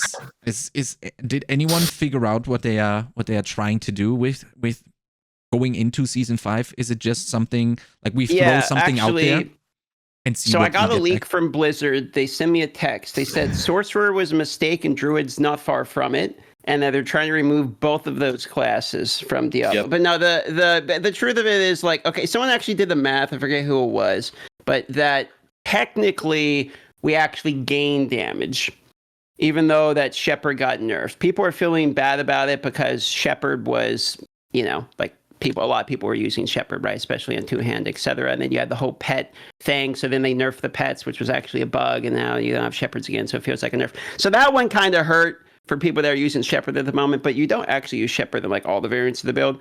And then the Thunder, what was it? Thunderstruck, I believe. It caps now. And I think that was like a 50% nerf into that as well. But they buffed everything else. So it's kind of like a grab bag, dude. Like there's some like, oof, like why? Why Debilitating Roar got this massive nerf. But then they move the survivability to all the other things. So you're like, okay, I guess, all right. And then, they buff all the other things, but then Thunderstruck gets nerfed, then Shepherd gets nerfed. So it's not as bad. I guess mathematically it's supposed to be better, but it's some of it just feels bad because you're as a druid, you're kind of feeling like you're already getting shit on, and then you just see stuff that you're using getting changed, and you're kind of like, that doesn't feel very good. Well, another thing about druids is I don't understand. So they said that they were going to start cooldowns at the end of their cooldown to prevent you getting an infinite of anything. And then they put it to Grizzly Rage. It's like, guys, it's not one glove fit all. You're supposed to have Grizzly Rage up all the time. This isn't Flame Shield from Sorcerers. You can't apply the same fix to every single cooldown. You just screwed over Druid players. I didn't realize I was immune, apparently, in Grizzly Bear form. It doesn't make any sense to me either. I was kind of wondering that. And another thing about the Shepherds thing, like, I'm not trying to needle the Druid community. Druids need help. You got, like, I'm 100% on board to advocate for that. We need to buff Druids, but people get mad when Blizzard makes changes that must be made. Shepherds is horribly designed. For every companion you have, you get 20% damage to all of your core skills. It's stupid. You just take Shepherds always and take as many companions always. You have no build diversity. It must be nerfed, so they buff the skills up so you hopefully wouldn't lose damage. Now, never trust Blizzard math. That's what the PTR is for. If you actually ended up getting nerfed, we need to complain about that. But by God, don't complain about Shepherds being changed, because it would have screwed you over forever if it would stay in the game. You know what I mean? Doesn't make any sense. I mean, to take all the companions and then do it just so your Wear Natal does better did feel a little bad. Fundamentally, in concept, it's a good change. Yeah. Especially because you were looking at the action bar of every Druid player and you saw the same 4 or 5 skills almost, kind of.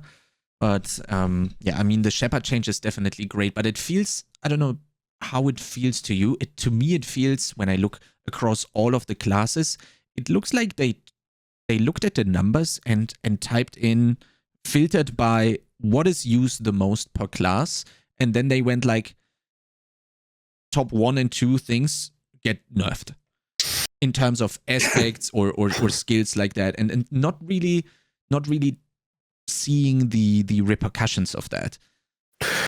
I definitely feel. Sorry, go Dan. No, you go, Lucky. You haven't spoken. Oh, I was gonna say, I could almost agree with you there, Chronix, on that thought that maybe they looked up something and that's what that's what a lot of these buffs and nerfs were dependent on, because Rogue, coming from being a Rogue main, at the beginning of this season, everyone said Rogues are going to be like the worst class in the game. Turned out they were actually really, really good. Maybe only second behind Barb. But they ended up buffing so many things on the Rogue that maybe didn't even necessarily need it because the class was so good. And then the inverse of that is that Necro really got hit hard, where actually I don't even really think Necro is that great of a class. And then they got all of these nerfs that really I think are hurting the class. But I will say that I don't think it's a coincidence that Adam Jackson was playing Rogue this season, and Rogue actually got a lot of quality of life improvements. It feels like finally someone at Blizzard is playing the Rogue class themselves, and they're making some meaningful changes, and they actually understand now how the class works. They're not just nerfing anything that they see is performing maybe too strongly.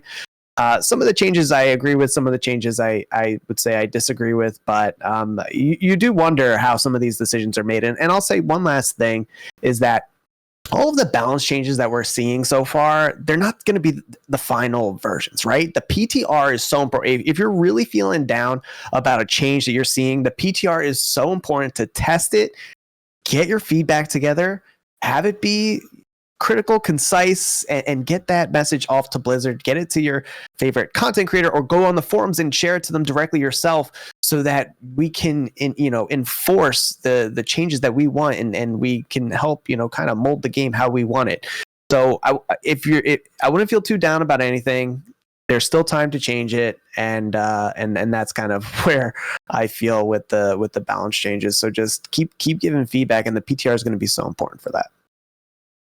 So I have a guess as to why do they change these certain things that maybe at the end of the game don't necessarily need a buff. I think that, again, it goes back to they grab a lot of the data from the masses. Most people, even with the leveling changes, are still not level 100. So then they gather the data of what is it like for flurry rogues that are not level 100, and that's going to be the vast majority of their data.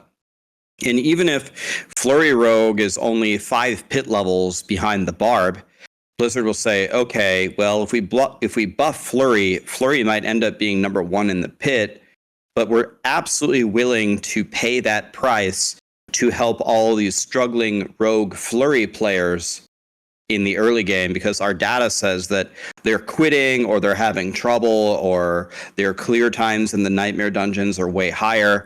So we got to give it a dash. We got to give it a lot of extra buffs. That's where I think the data comes from. That would be what I think is the main thing that they point to. And it is not a coincidence. I know that this happens, where when the Blizzard devs actually get around to playing the different builds and they experience it for themselves, then the very next patch, that's usually when you see, oh yeah, this does feel like dog shit. They were right. I better change this. Yeah, I'm going to set up a tracker that tracks what Adam Jackson is playing, because he was playing Flurry Rogue this season. So there we go. You can basically Magic 8-Ball predict what is going to get a big overhaul if you follow him on Twitter, I guess. So that was quite interesting. I have to go back and see what he played in Season 3, and if that was available.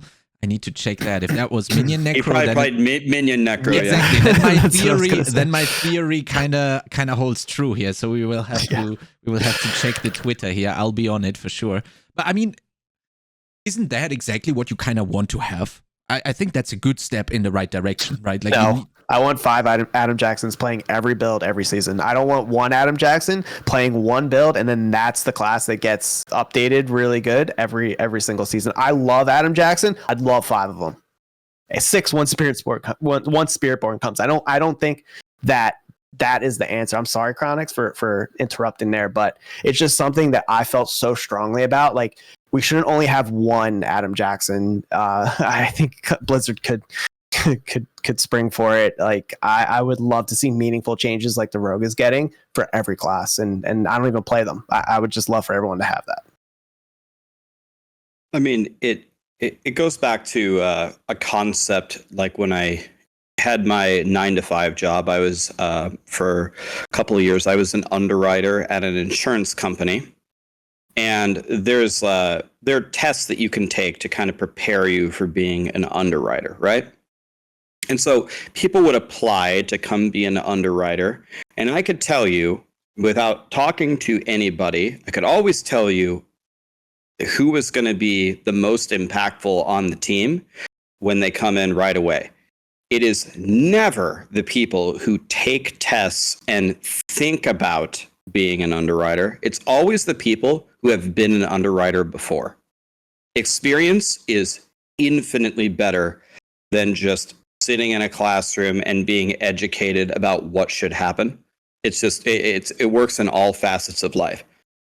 So we could sit here and make tons and tons of Word docs and spreadsheets for Blizzard and say, we all cumulatively played this for 1,000 hours, and these are our findings. But that's nothing compared to if the Blizzard team just goes plays for 100 hours and tests it themselves and then goes to make the changes. It works this way in every facet of life. I gotta point out and defend him here a little bit. I've seen multiple posts of multiple level 100 characters for a lot of Blizzard devs. So they are doing right what we asked them to, right? So I want to... I'm glad they have identified what Rag says is going to be key to keep pushing D4 into the right direction. I just wanted to point that out, right? Like it's not only one Adam Jackson here that is trying to do that. We see. And go ahead, Rex. I was going to say, and that's exactly why the seasons have been better, and 100%. the patch notes have been, in general, better than they have been before. 100% agree. I'm sorry, I can't remember the name of the new edition that everyone was so hyped about when we saw him on the season 4 PTR Colin. stream. Colin, Legend. I think, right? Exactly. And Colin, yeah. and you can, like, we see this new, we see these new faces that are coming in, and we see the change that is actually happening. So unfortunately, I think there's just a little bit of time, or maybe even a lot of time, that we need to give them to be able to make the changes that we kind of want for the game, especially when it comes to class balance, because, well, there's probably a lot of stuff to do, not only when it comes to class challenge, so the time to play the flurry rogues and the minion necros is probably very limited in their free time, I guess. I wish we had the option to provide, or to provide them more of that experience somehow, or more free time to get that experience. You guys are forgetting the most important point, though. It's an odd-numbered season this time. I've actually heard, they made a post in the Discord. They said that they understand why, and I guess I'm part of the problem. I've pushed that narrative a lot because, I don't know, they told us, they said something about it like 1 year ago, but they said that's actually not how their thing is structured. They said like the even and the odd teams get like a ton of hate. Like the even team is actually the good team. They said that internally that's actually now not how it's structured. They said they were going to clarify it in a campfire chat, but they still haven't. So I don't know how it works. I just know that meme is actually not how it works. But honestly, I'm okay with just keeping it anyway, because I mean, It's a good meme, man. You just gotta spin into the meme. I mean, if Druids become the best class, they're still going to be the 17 damage class. It's never going to change. It doesn't matter. It's definitely looking like that. If we compare season 4 and season 5, I definitely have to play into the meme being actually true. I also, when I first saw the patch notes for the season 5 PTR, I was like, yeah, well, I mean, it's an odd number. There you go, right? But I mean, maybe go. Let's play the season 5 PTR first before we really go and say like, yeah, okay, it's an odd season. There we go. I'm really hoping that we can make it work with the feedback that we are going to provide as a community. And I mean, if I looked at season 4 PTR and then what we actually got, I think there were quite a lot of small improvements that actually happened and made the season the success it actually has. So we have the chance again to make an impact and try to improve it as much as we can as a community. I guess that's a very good opportunity to take, and we should definitely grab it. Really looking forward to that. So one thing to say something nice. Hopefully I'm not known as like the evil negative Nancy. One thing to say something nice about Blizzard is I was kind of expecting season 5 to kind of be pretty meh, because they said they prepped us ahead of time. It's only a 2-month season. The big expansion is coming. If ever there was a time to kind of not try very hard, it would have been season 5. I mean, I read the patch notes. They're not perfect, but the magnitude of the changes, the new Endgame mode, one that might actually be pretty fun. I'm actually pretty pleased with the amount that they put into the season. I thought they could have gotten away with doing a lot less. So I give Blizzard credit for, I guess, not sleeping on it and actually caring to make something exciting. Agreed. My concern was going to be season 5 is season 4 2.0, and that the whole season 5 mechanic is going to be they're just reworking tempering and like making season 4 better. I was like, I just kind of hope, I'm like, please don't have that be the case. So when I saw there was a game mode, there was kind of I know there's, I could talk about rewards and all that, but like that's literally what I want is more game modes. So I was pretty satisfied seeing it, other than, I would love to see Druids become triple S tier, but we'll see one day. No. Oh man, you can't take you take a hope from man, and there's nothing left. Not gonna happen. I was trying to pinpoint exactly what I wish for in a season 5 before we actually got around to any kind of information. And I settled to, well, it's gonna sound like not that great, but like I was like I'm super happy if I just with finger marks here, I just get a loadout and an auction house and the leaderboards, like a combination of those two things. And I could have replayed season 4 with those additions. If you slap on a boss now is able to be resummoned, I can actually play season 4 for like 4 or 5 weeks again, especially because it's the season that is shorter and before an expansion where we are gonna get these bigger changes.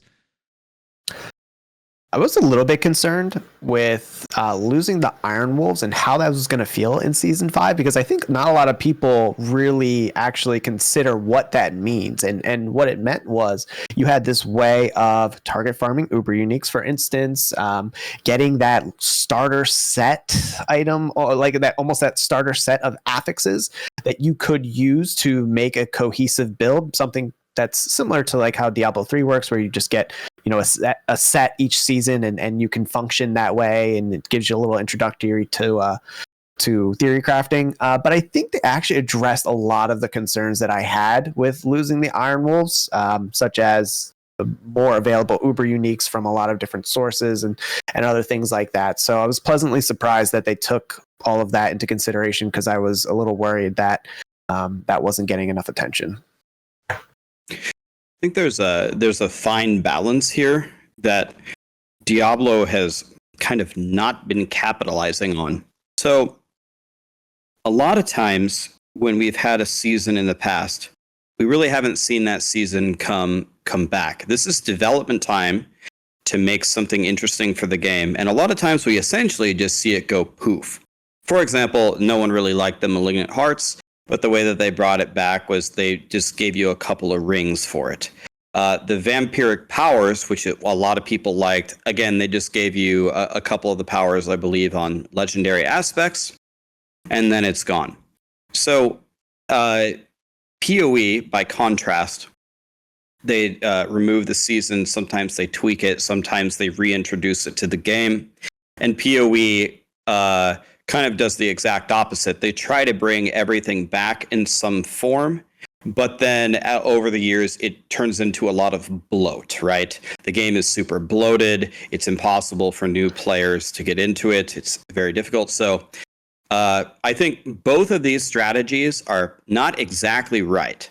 So, for example, let's go to the Vampire Powers. When I was leveling, God, I can't remember what it was called. What was the godly leveling power called in Hemomancy? Hemo. Thank you. So Hemo, I thought, was a great addition to leveling. It wasn't really that good in the end game, but it was a very cool power for leveling. It's like shooting blood chain lightning out. And I thought that the UI was bad, but I thought the idea of the progression system of the vampire powers felt just right. You slay vampires, you get the blood or whatever, and then you upgrade it to 2, and then after a while you upgrade it to 3. It's a meaningful upgrade, and it makes you feel good about playing your character. I was saying this over and over and over in feedback and videos and podcasts. Blizzard, it's not just about bringing back one little power and putting it on a legendary.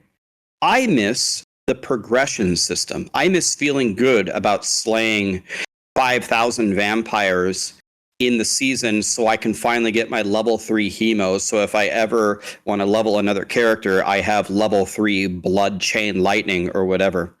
It's not just about bringing back pieces of the season. What about interesting ways to develop our characters?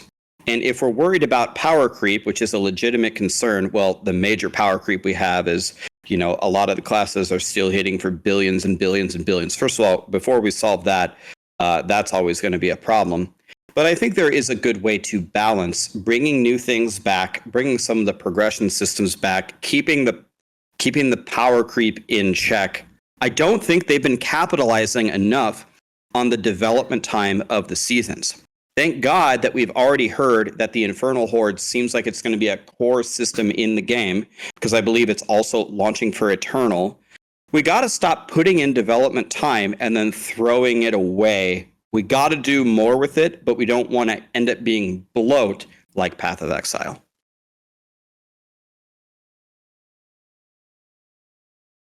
Yes, for sure. I've tried understanding now after we've seen the bigger picture of what is coming before the expansion, and I kind of like now looking back at season 1, 2, 3, although season 1, 2, 3 have had their positive points, doesn't it feel like they just had to fill season 1, 2, and 3 somehow? And that's why we don't really see it coming back, except with aspects. In terms of comparing it to season 4 and season 5, we got something new, a new permanent addition to the game, like Pit and the Infernal Hordes in season 5. Can they now, when they have added something like that, with the expansion, go back and say, okay, the stuff that is going to give you the progression that Rex mentioned is now going to be baked into Infernal Hordes? Will we get something new into the Pit that is going to be leveling up a different type of system? Is that maybe something that they had or have in mind for the future? Is that something that can be attached to these game modes that are now suddenly being added when they weren't in season 1 and 2 and 3? I mean, I think so, because I feel like that's kind of what they've been doing. Like, season 1, we had Varshan. He came back, and like the Malignant Heart stuff did come back, just not in the Tunnel variant. But then in season 2, we got Lord Zir. Lord Zir's back. We got some of the aspects back from it. The whole progression system, to Rax's point, was kind of thrown to the side. Season 3, we didn't really get too much of season 3, but if you look at the Helltides is a mix of mechanics from season 2 as well as season 3 that were also added in there. So I feel like they're trying to take the bits that were well received and the boss progression. The one that I'm curious as to why it didn't come back was the end of season 3 boss. His name's escaping me Malphus right now. Malphus. The construct, yeah. Yeah, that was kind of a cool fight, honestly. I was kind of hoping that would come back in some variant. Maybe we'll see it in the next season. I don't know, but I quite liked that one. Except the running towards it, or like doing the four separate things. Yeah, but it was actually a tough fight. Like I was, that was, if we don't look at Lilith, that was actually the toughest boss fight in terms of you have to dodge here, and if you get hit, it really hurts. And then it was actually quite hard to take him down because the HP wasn't even that low, especially considering that you had so much power baked into the construct, permanently giving you, well, infinite resource and also and permanent 50% multiplier, right?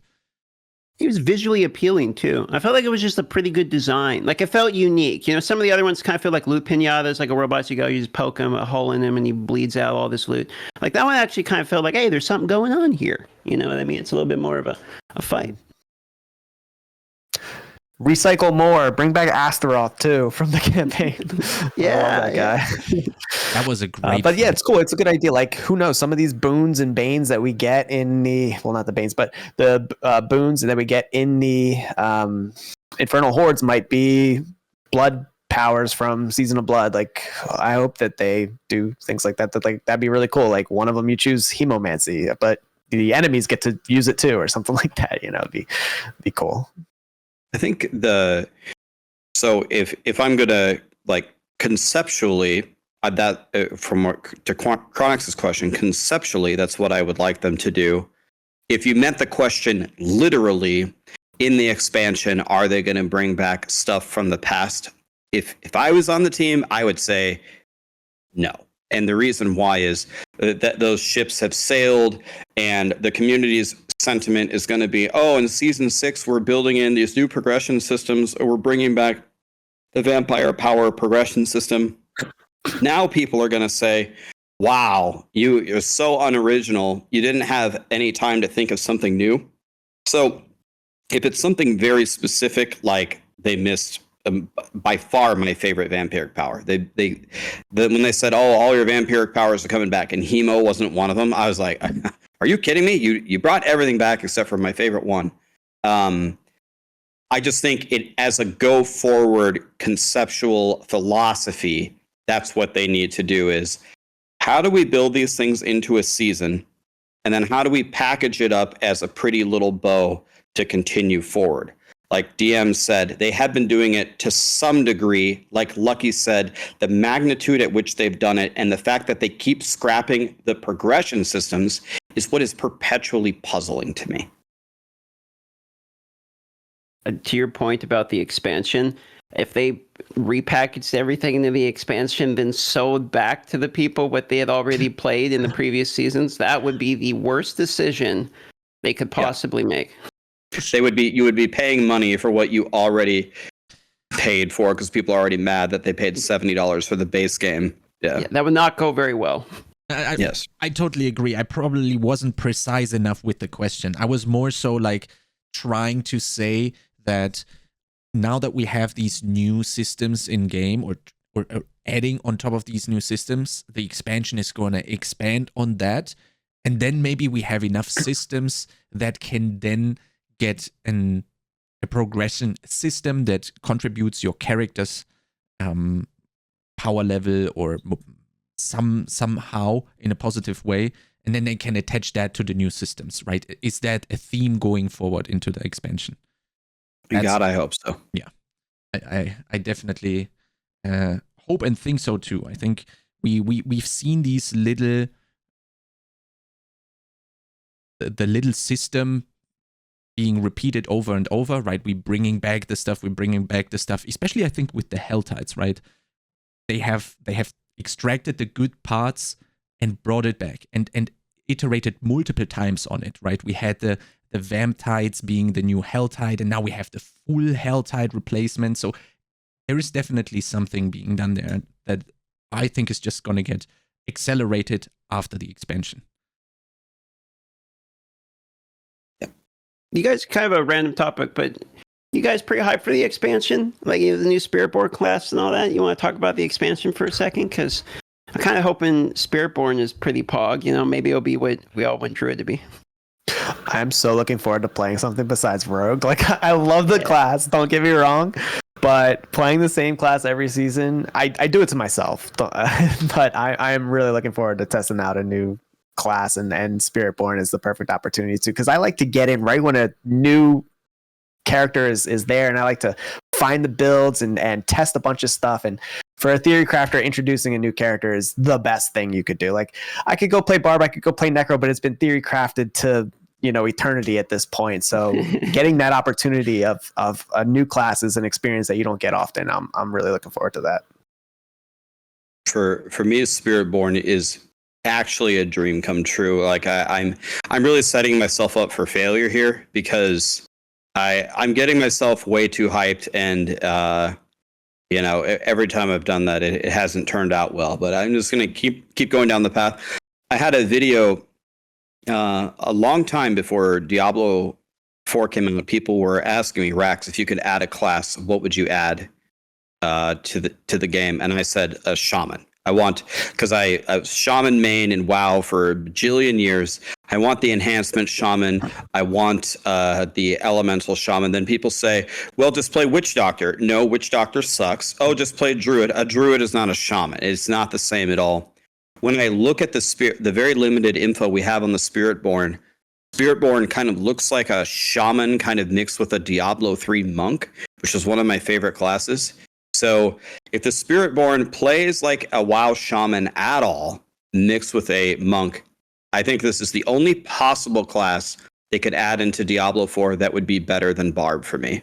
So this is kind of a dream come true, exactly what I wanted, and I'm praying it goes even a half as well as I'm anticipating that it will, and it'd probably be my new main forever. No matter what they add, I'll probably be a Spiritborn main because this is what I wanted, man.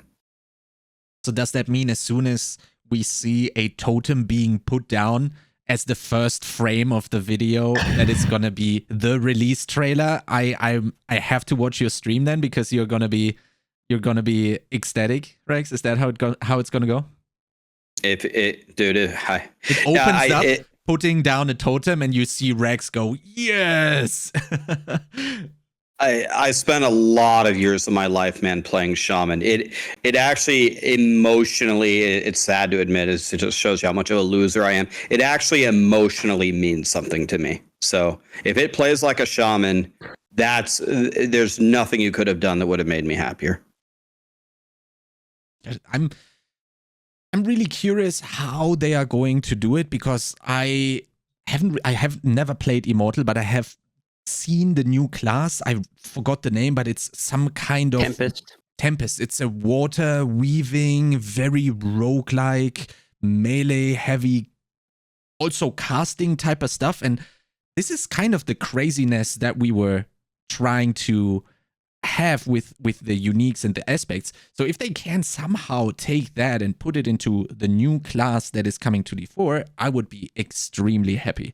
I'm just very curious if they can pull it off with the theme. I think it's supposed to be a melee character, and I think with a melee character, I'm not sure if you can really do all of the cool stuff that a ranged character can do, because, well, you're close range. You gotta be agile, and then, I don't know, it's forcing you into some sort of direction.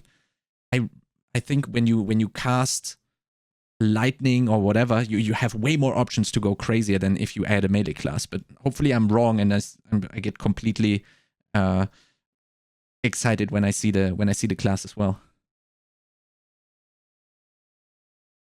It's talking about expansion, when it's about the, how did they call it, the group focused endgame activity.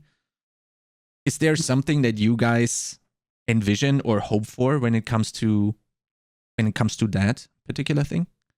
Not world bosses and more than 4 players, I think would be cool. Or something that makes clans a thing, or gives clans access to something. Not a requirement either. Like, I don't want it to be like you can only do it with your clans, and now people are stuck having to do clan finder and all that. But a reason to maybe have a clan, something that's more than just 4 players. It's not loot pinata that falls over immediately. Hopefully it's like a raid from WoW, where you have to like go through something with multiple instances of challenges that maybe has puzzles or at least skill-based things. Worst case scenario, it's 8 people get instance warped into a room. A big guy immediately comes out of the middle with 2 swords and then just goes like this for like 15 minutes, and he's just a big like meat bag. Like, that's worst case scenario. Every time this topic gets brought up, I just start laughing. So I can't remember where it was. It might have been like on the actual Diablo video or somebody's YouTube video. But the number one comment that I saw when they announced like these raids, someone said, players saying, "We want SSF." Blizzard says mandatory forced grouping for the expansion activity.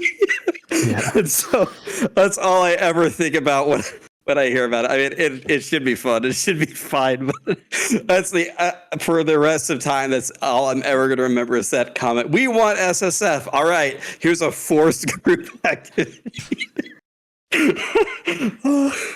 Yeah, I remember that. I saw that from. I saw that too. That is very interesting. It was like the top thing by far, like 5,000 upvotes. I was like, oh my god, dude, unbelievable.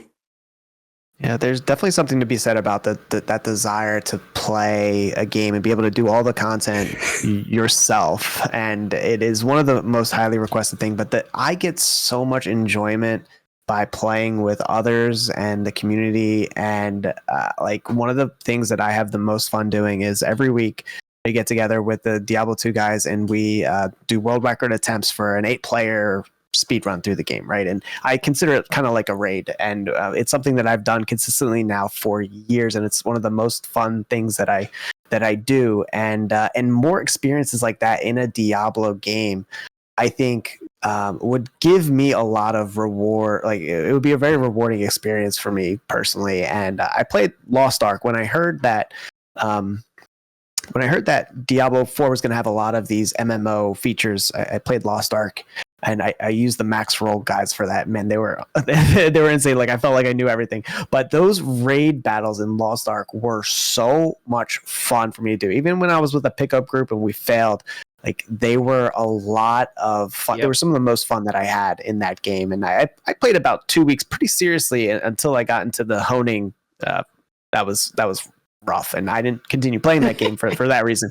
But the raid bosses themselves, like that was so much fun for me, and I would love to see something like that in Diablo 4. I think it worked well in Lost Ark, and I don't see a reason why it wouldn't perform well in Diablo 4. I understand you have to play together to do them, but that's something that I really enjoy, so I would welcome it.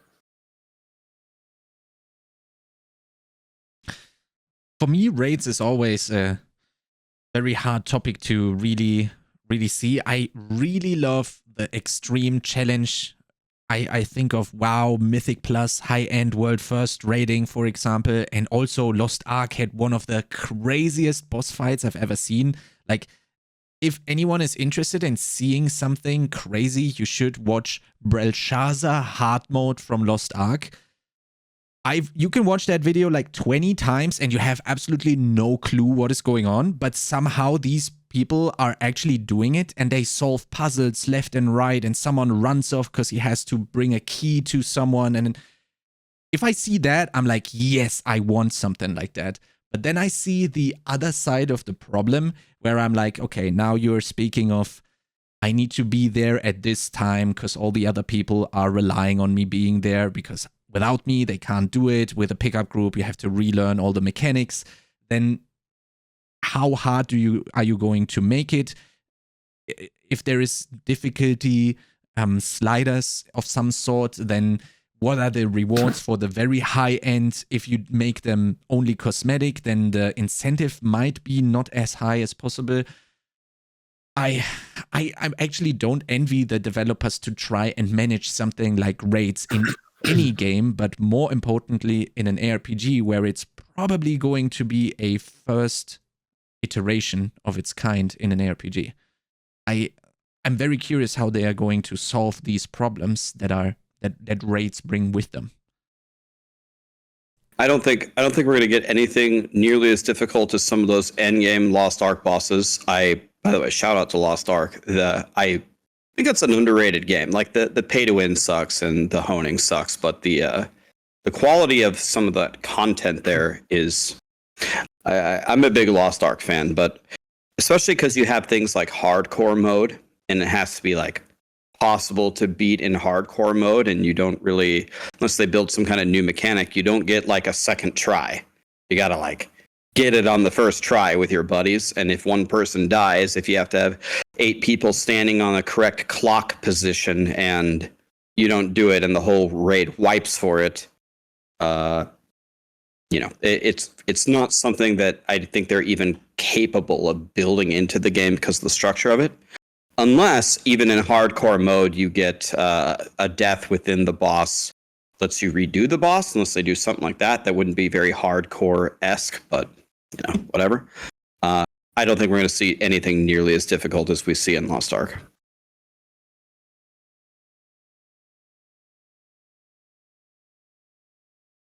Which then is going to also make it very interesting how they are going to implement it, right? Like it has to go the easier route just because of these points. And then is it really going to be that satisfying?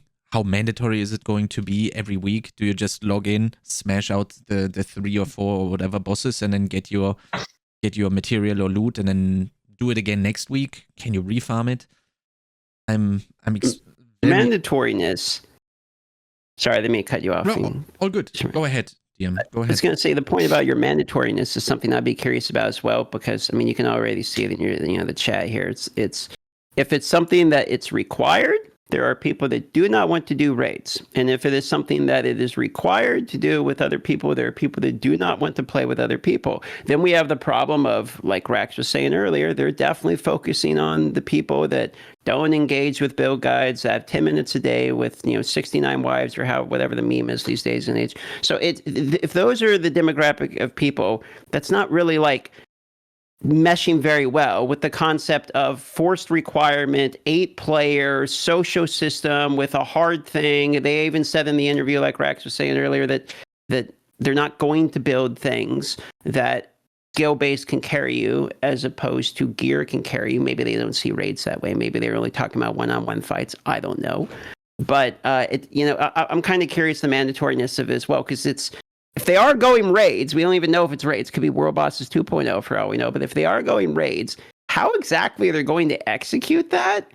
Like, I'm pretty curious about. And the rewards as well. What the rewards are going to be interesting. If it's the only way to get whatever the new Scattered Prism or something is. Like, I feel like some people aren't going to be very happy about that if it is mandatory and it is multiplayer required.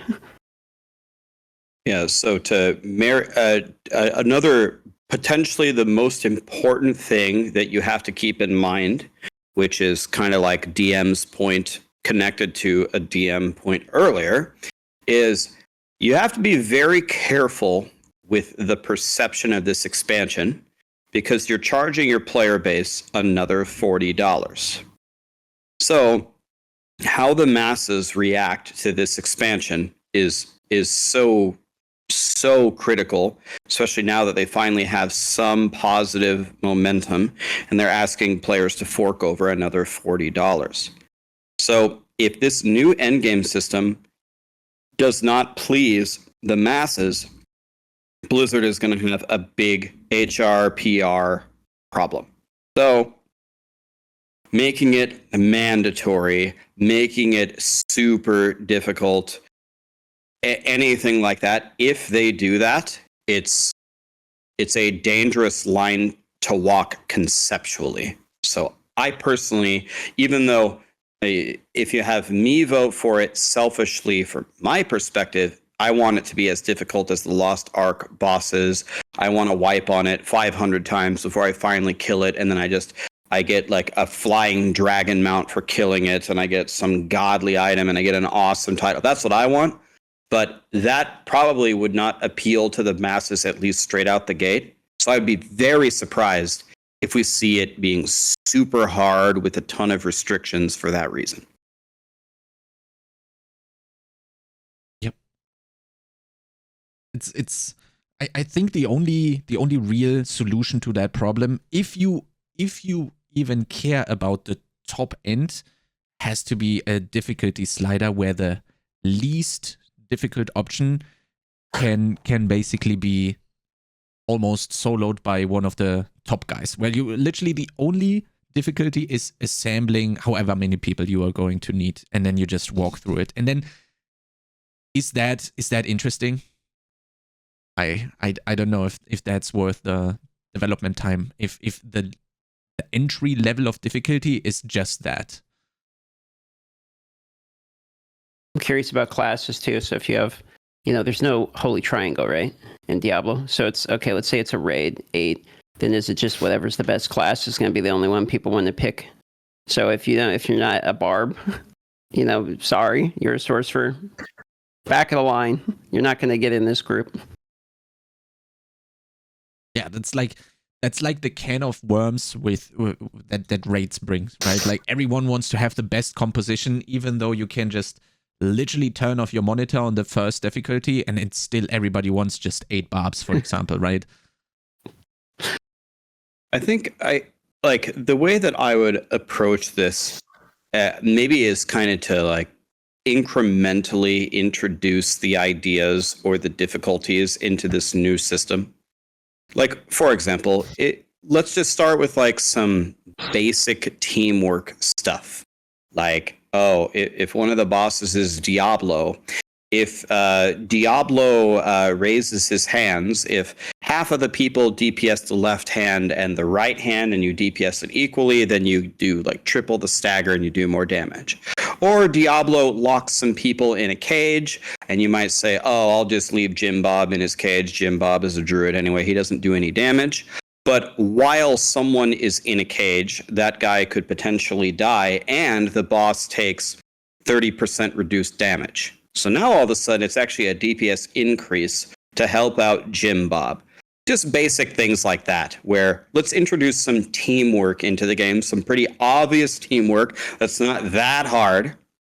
And then we can step it up little by little by little. Okay, we got your entry level raids going here. Now let's see if you can do a hard mode Uber Diablo where it's crazy difficult. That would be conceptually my approach. Like, let's make it more than a loot pinata world boss where everyone's just individually there waiting for the barb to just one-shot it. Let's introduce some real teamwork into the game where working with the other people actually means something for once.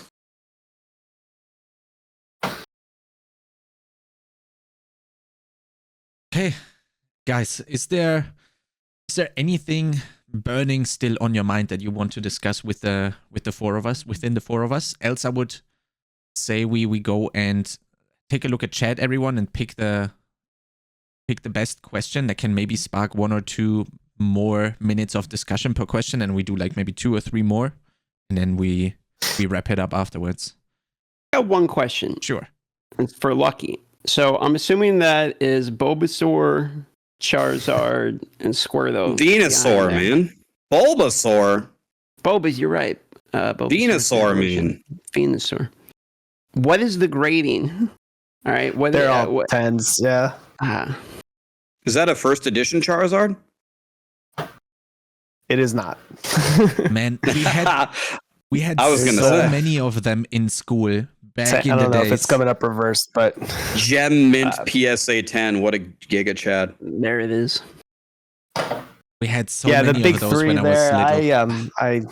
I enjoy it. One of my buddies that I played Diablo with my entire life was big into collecting cards, and it was something that we did together. I lost them last year, and so the Pokemon cards mean a lot to me. I ended up displaying them on the stream, and I don't know, being an adult talking about Pokemon, I always felt like it was something that I couldn't really share with people. And since I put them out, like, I love, like, DM that you asked me a question about them because they're really special to me. And I love talking about them. So thank you. Everyone loves question. Everyone loves Pokemon and Pokemon. I'm realizing cards. that, and I feel Everyone so does. much more comfortable, like, displaying them and talking about them. So yeah, I see the Squirtle back there. I love it.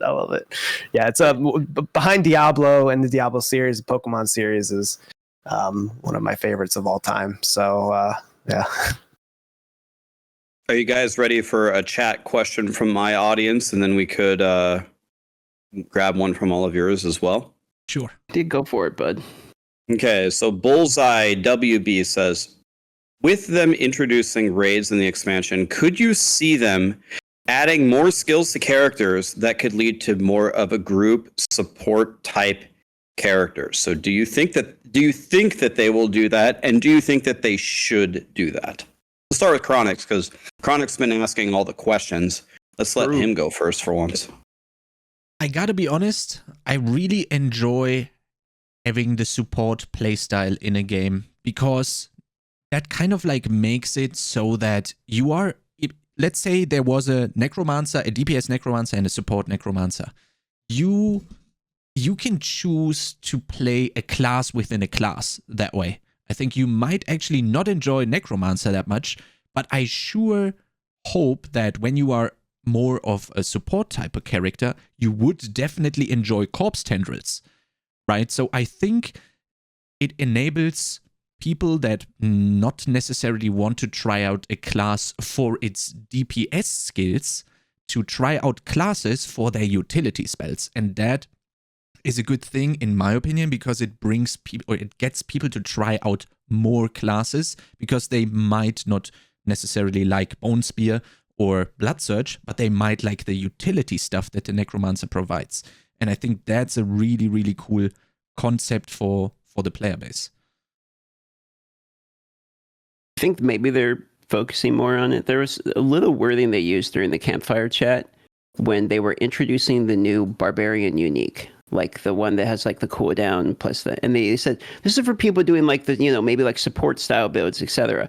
Which maybe in and of itself, maybe it's not a big deal. He's just mentioning that, but I was like, they're thinking about it. I remember thinking that's like they're thinking about support stuff. Like that's, he has that on his mind for whatever reason. So Maybe. I think the answer to that is like, could they be implemented? Maybe they are actually thinking about that. Now, as to answer the second part of the question, which is that a good thing?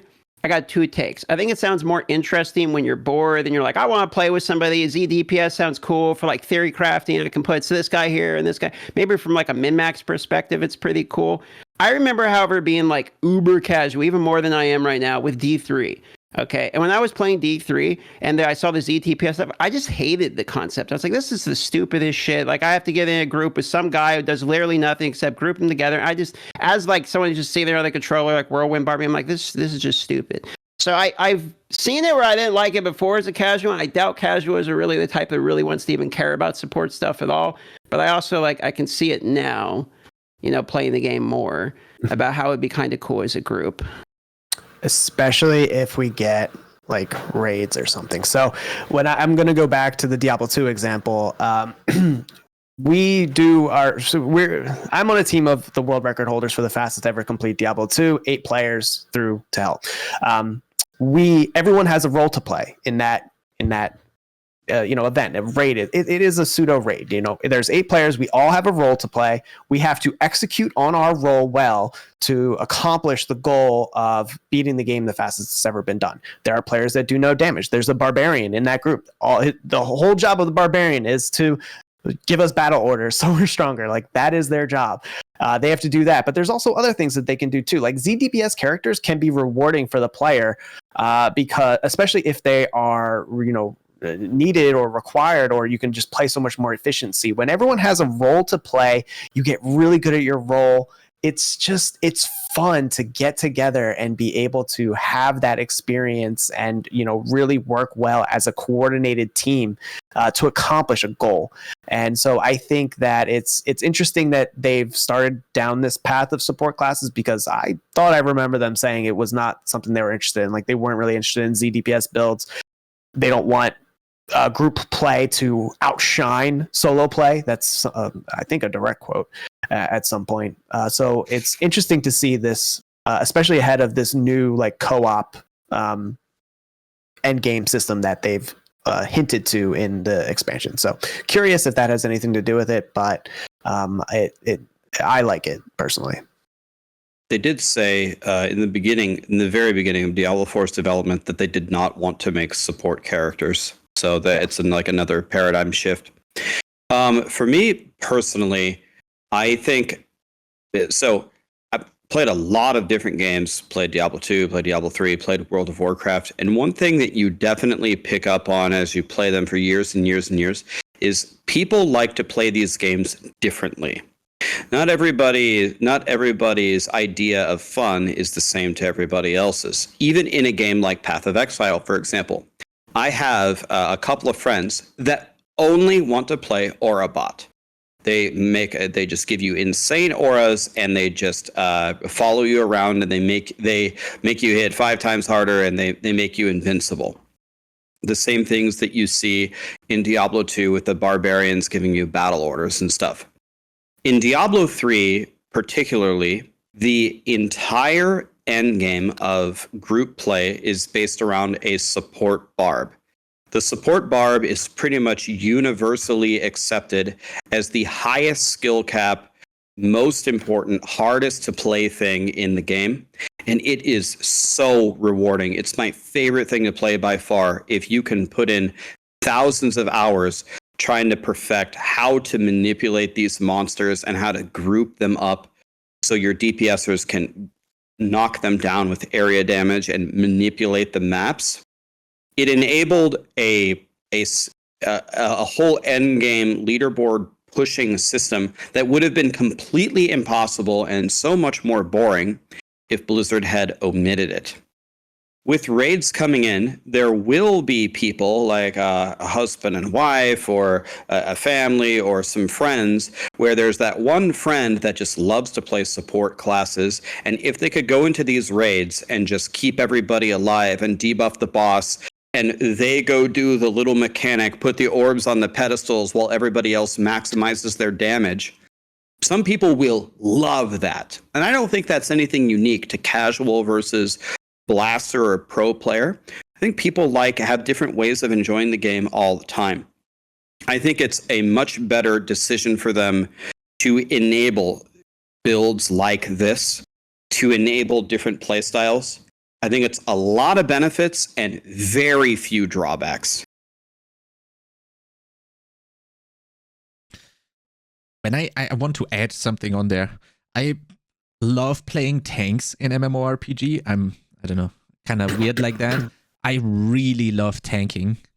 I understand that we don't have the Holy Trinity or whatever in RPGs. I fully understand that. But that's also kind of like this supportive playstyle of some sort, where you debuff, you take the aggro and stuff like that. So I really enjoy it myself quite a lot.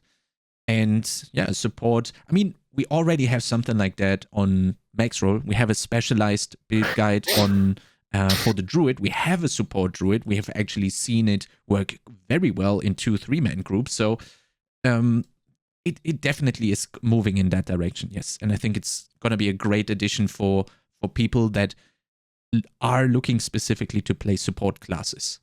Because I know quite a lot of people that only play Aura Bot, only play healers, only play supportive type characters.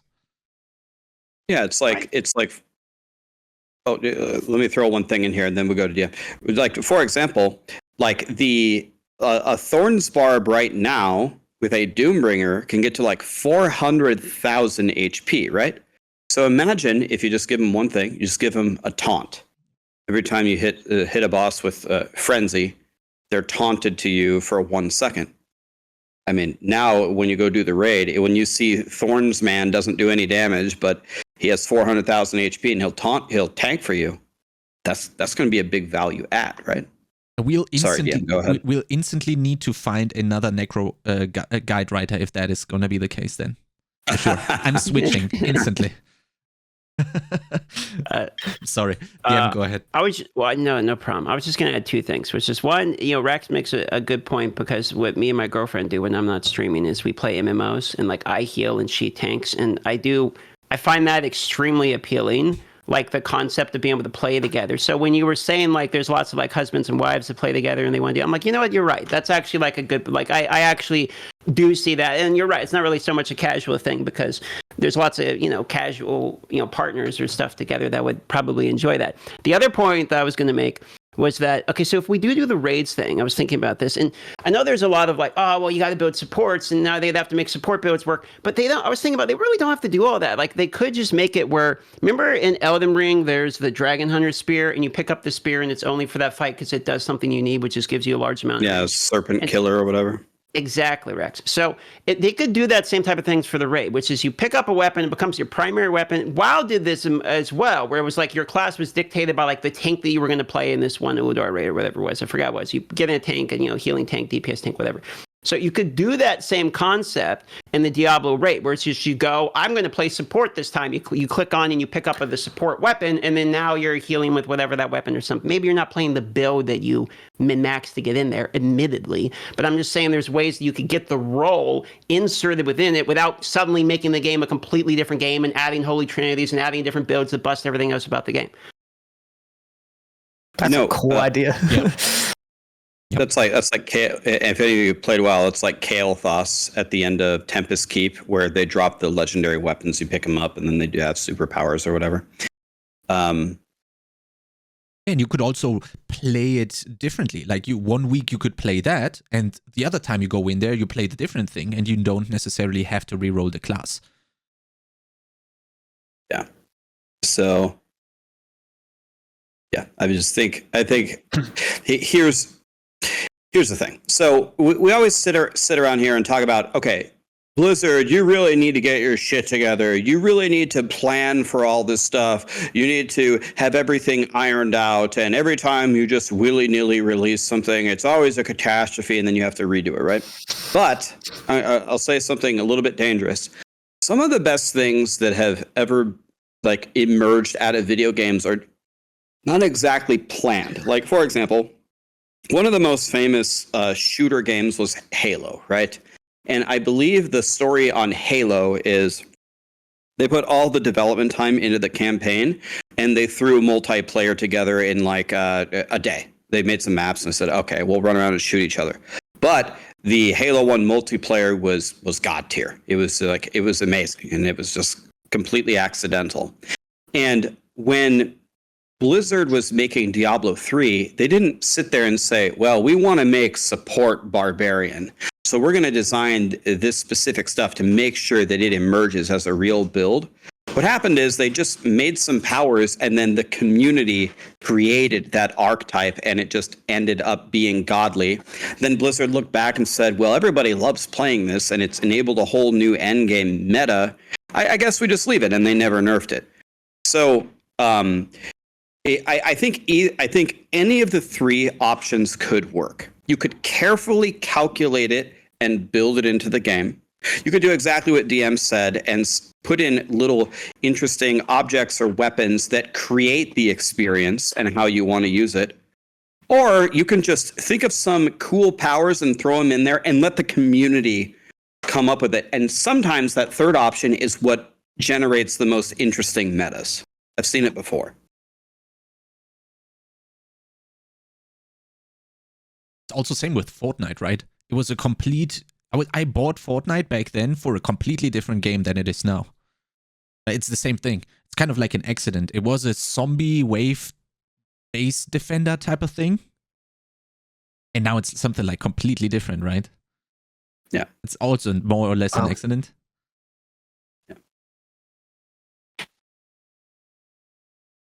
Did Fortnite really? I'm laughing because I'm sitting here thinking about the single player variant that they had for a while, where you could go get all these materials and then build the houses. And there was this whole people were scamming each other in Fortnite to try to get materials to build a house. I was laughing about it because I remember seeing this YouTube video of this kid getting scammed for 9,000 springs or whatever the fuck it was, and he's just freaking out. My goddamn spring! Man. I was thinking about, you're right. Fortnite is not what it started at, for sure. Now there's racing games and stuff. It's like a Roblox or something now. It's just it's like a hub for all these other games, right? That makes total sense. Happy accidents. Maybe that's the way to go. Just try out stuff, right? Every single thing doesn't have to be pre-calculated and planned. You could be like, all right, well, this legendary power, it makes you do more damage when you do this certain combination. I don't really know how this fits into the game, but here it is. And I challenge you, community, try to make something with it. Here you go.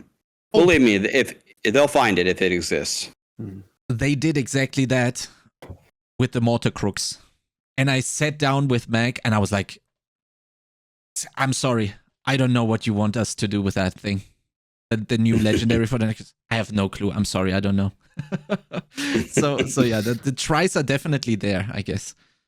All right, in the interest of time, why don't I give us our next chat question then? And I do believe that Blizzard watches these and has a good sense of what the community is feeling. And this is a topic I think that is pretty important for me, at least. And it revolves around the sense of community and keeping people in your game so they don't have to go to third-party sites to interact with the game that you're playing, right? You should stay in the game. And with that said, auction house or some sort of in-game trading platform. How about just quick pros and cons of adding that to Diablo 4 from this group? We'll start with Chronix. How do you feel on it? RMT will go rampant, but I will finally able to sell my stuff and get some gold if I want to rapid fire it. And I would say RMT is already rampant and will always be rampant. Like seriously though, it's always going to be a problem. So I would not base my solution around trying to solve a problem that is borderline unsolvable. I think the pros here are way higher than the cons. I think it's a must add. It's kind of like loadouts. I think you just add it. I'm sorry, but all the websites that I have seen that are for trading are really bad and don't work. I've literally had no one ever respond to me. I couldn't buy an amulet if I wanted it. The only way I had to get this through the Sanctuary Discord. I I don't have any problems with third parties solving solutions to games. This has been done so many times in other games. My favorite game of all time, RuneScape, literally had a better client that was made and it's now integrated into the actual, like, it's on the front page of Old School RuneScape. You can just use RuneLite. So, like, third parties can do a great job. This is a solution that I would like to see Blizzard handle. However, I think we should just have an auction house in the game. It works in other games. They leaned into the MMO thing. They're making things more and more tradable, but you don't actually have a way of doing the trading. So if they're going to go into trading, just go into trading. Yes, RMT is a problem, but I'm sorry. If you're spending money to buy gold in fucking Diablo 4, you're just an idiot. Like, why are we solving problems for the 1% of people that are spending $50 to your Durion mats to get an item that's going to be literally useless next season? I don't understand why you do that anyway. But I agree. Don't worry about those guys. Just make the game better for the people that are actually playing the game. And I think trading would go a long way, especially because when you get a really good item that doesn't work for your build, you could then sell it, get some gold through the auction house, and feel pretty good about that item. It's one of my favorite things of PoE. It's the only reason I played hardcore trade last week because I get an item and I really like the item. No, that looks like that's worth money, and I get a dopamine spike because it's worth money, even though it's worthless to me personally. So trading auction house would be a huge W. Fully agree. Maybe I go with the next one. I've written it down, and basically, how do we feel about mercenaries being added? Are you a fan, or is it something that doesn't need to be in the game for you? Maybe. Don't care either way. Honestly, I'm kind of like, mercenaries cool. I'll try them. I don't really have not super excited about them. Don't think they're a bad idea. I'm just kind of like, meh. Yeah, I think it depends on the implementation. Because like, think about the construct, right? That was our first mercenary. What did we do with the construct? It kind of just buffed us in most cases. I don't know that many. I think the bar was able to make the construct itself do crazy amounts of damage. That was pretty interesting to me, more so than just having a follower follow you around to boost you. I could do that in a million different ways. I don't need a mercenary specifically for that. I think if we do have them, they should be impactful. You should feel their presence more so than they're just buffing you. Mercenaries in Diablo 2 could be really, really strong. And Diablo 3, I think they played more in that like support-ish role. They kind of just buffed you. So I'd like to maybe see a shift into the back to D2 and maybe those, like that construct when it was doing a lot of damage, something like that if we do have them. But yeah, it doesn't feel like an area that's really glaringly missing for me in Diablo 4. So if it's there, cool. If it's not, whatever, just make it interesting. So, I mean, my sentiment is exactly what Lucky just said. So I think that it's completely based upon the implementation. And the biggest snooze fest for me for the mercenaries is if they're useless. This happens all the time. They give you a pet, and it just doesn't do anything. They give you a follower, and it really doesn't do anything. And I also think it's very, very boring when the follower is only there to buff you.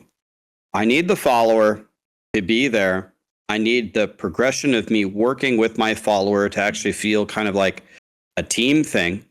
And I need him to do meaningful things by the end game after I've gotten him powered up.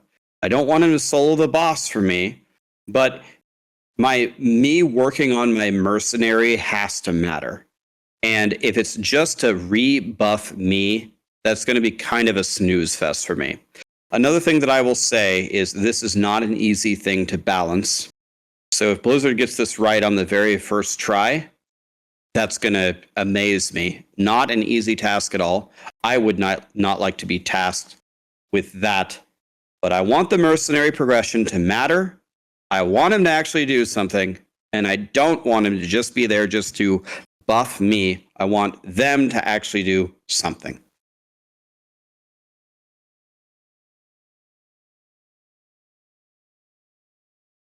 Yep. Do we have a last question, or was that it? It's up to DM. Let's see here. No one's really been leaving too many questions here for it. People are just more commenting on the talk here. So if you have a question, you can leave it. Kronks, if you got one, you can poll yours. Otherwise, give people like 15 seconds here. I'm sure they'll leave a question for the group. Well, I have a question for DM. Have you ever heard of a biggie bag? Dude, this shit again? You and your biggie bag, dude. It's I'm gonna important, start man. ordering you. I have your address from the hoodies. So I'm gonna start ordering you biggie bag after biggie bag after biggie bag every time you bring it up, and you're just gonna be flooded by them because this is like the 15th time. They are a good deal though, but they're not as good in Alaska. The biggie bag is not like $5 here. It's like $8.99 or something. We This get seems like scammed on. I love this IRL mechanic that has just been added to my patch notes. I can think of many ways to abuse this. Every time I say biggie bag to DM, I'm going to get DoorDashed a biggie bag. All right, then we're leaving this one through. Okay, guys, then we'll wrap it up here. I want to thank you guys so much for your time. It was a pleasure. I hope we get to do this again in the future. Thank you guys so much. This will be uploaded to the maxroll.gg YouTube channel. If you guys could share that link as well on your Twitch streams real quick right after the talk, where we are also going to have some other content coming up, not only D4 related, but also for every other game that we have on the website currently. And yeah, if you have some famous last words, that's the time right now. I like the background you got there, Chronix. Very clean, like with the color coming in from the bottom, and you got the pads and on that back. Pretty nice. Thank you so much. No, just thank you for having me. This was a really fun panel, really fun discussions today, and looking forward to season 5, eventually the expansion. Thanks again. Make sure you get Elden Ring. Everybody. Oh yeah, it's on my list. On my list Definitely now for sure. play it. And I by the way, I'm not exaggerating here. It's not a joke. When you fight Millennia and when you fight Mesmer and when you fight the final boss of the DLC, ping me on Discord. Okay. Ping me when you're fighting them. And Do you immediately get into, like, will you feel the DLC and the base game right when you start up, or do you have to beat the game first and then like you have the DLC? You don't have to beat the game, but you have to get like pretty far into the original in order to unlock the area. So I'm thinking like D2 when LOD came out, like you would have runes that you could get immediately in like the earlier stages, but it's not. So it sounds like it's like after It's a whole area. Into. Okay. you have to get very, very far. You have to kill 2 of the hardest bosses in the game to unlock the DLC. It will be like, if you're going to stream it, it'll be a week-long experience minimum. Yeah, I gotta find a free week, and then maybe there is something, maybe be after Last Epoch or something like that, and then I will have to dive in after today. I will not get around it. Stream would probably love it. So to play, I mean, even if the stream don't love it, like it's worth the play just for the hell of the game, because it's pretty fun, man. I will. Thank you so much. Okay, guys. Thank you so much, and have a great day, everybody. Bye-bye. Thanks for the invite. Bye. Later.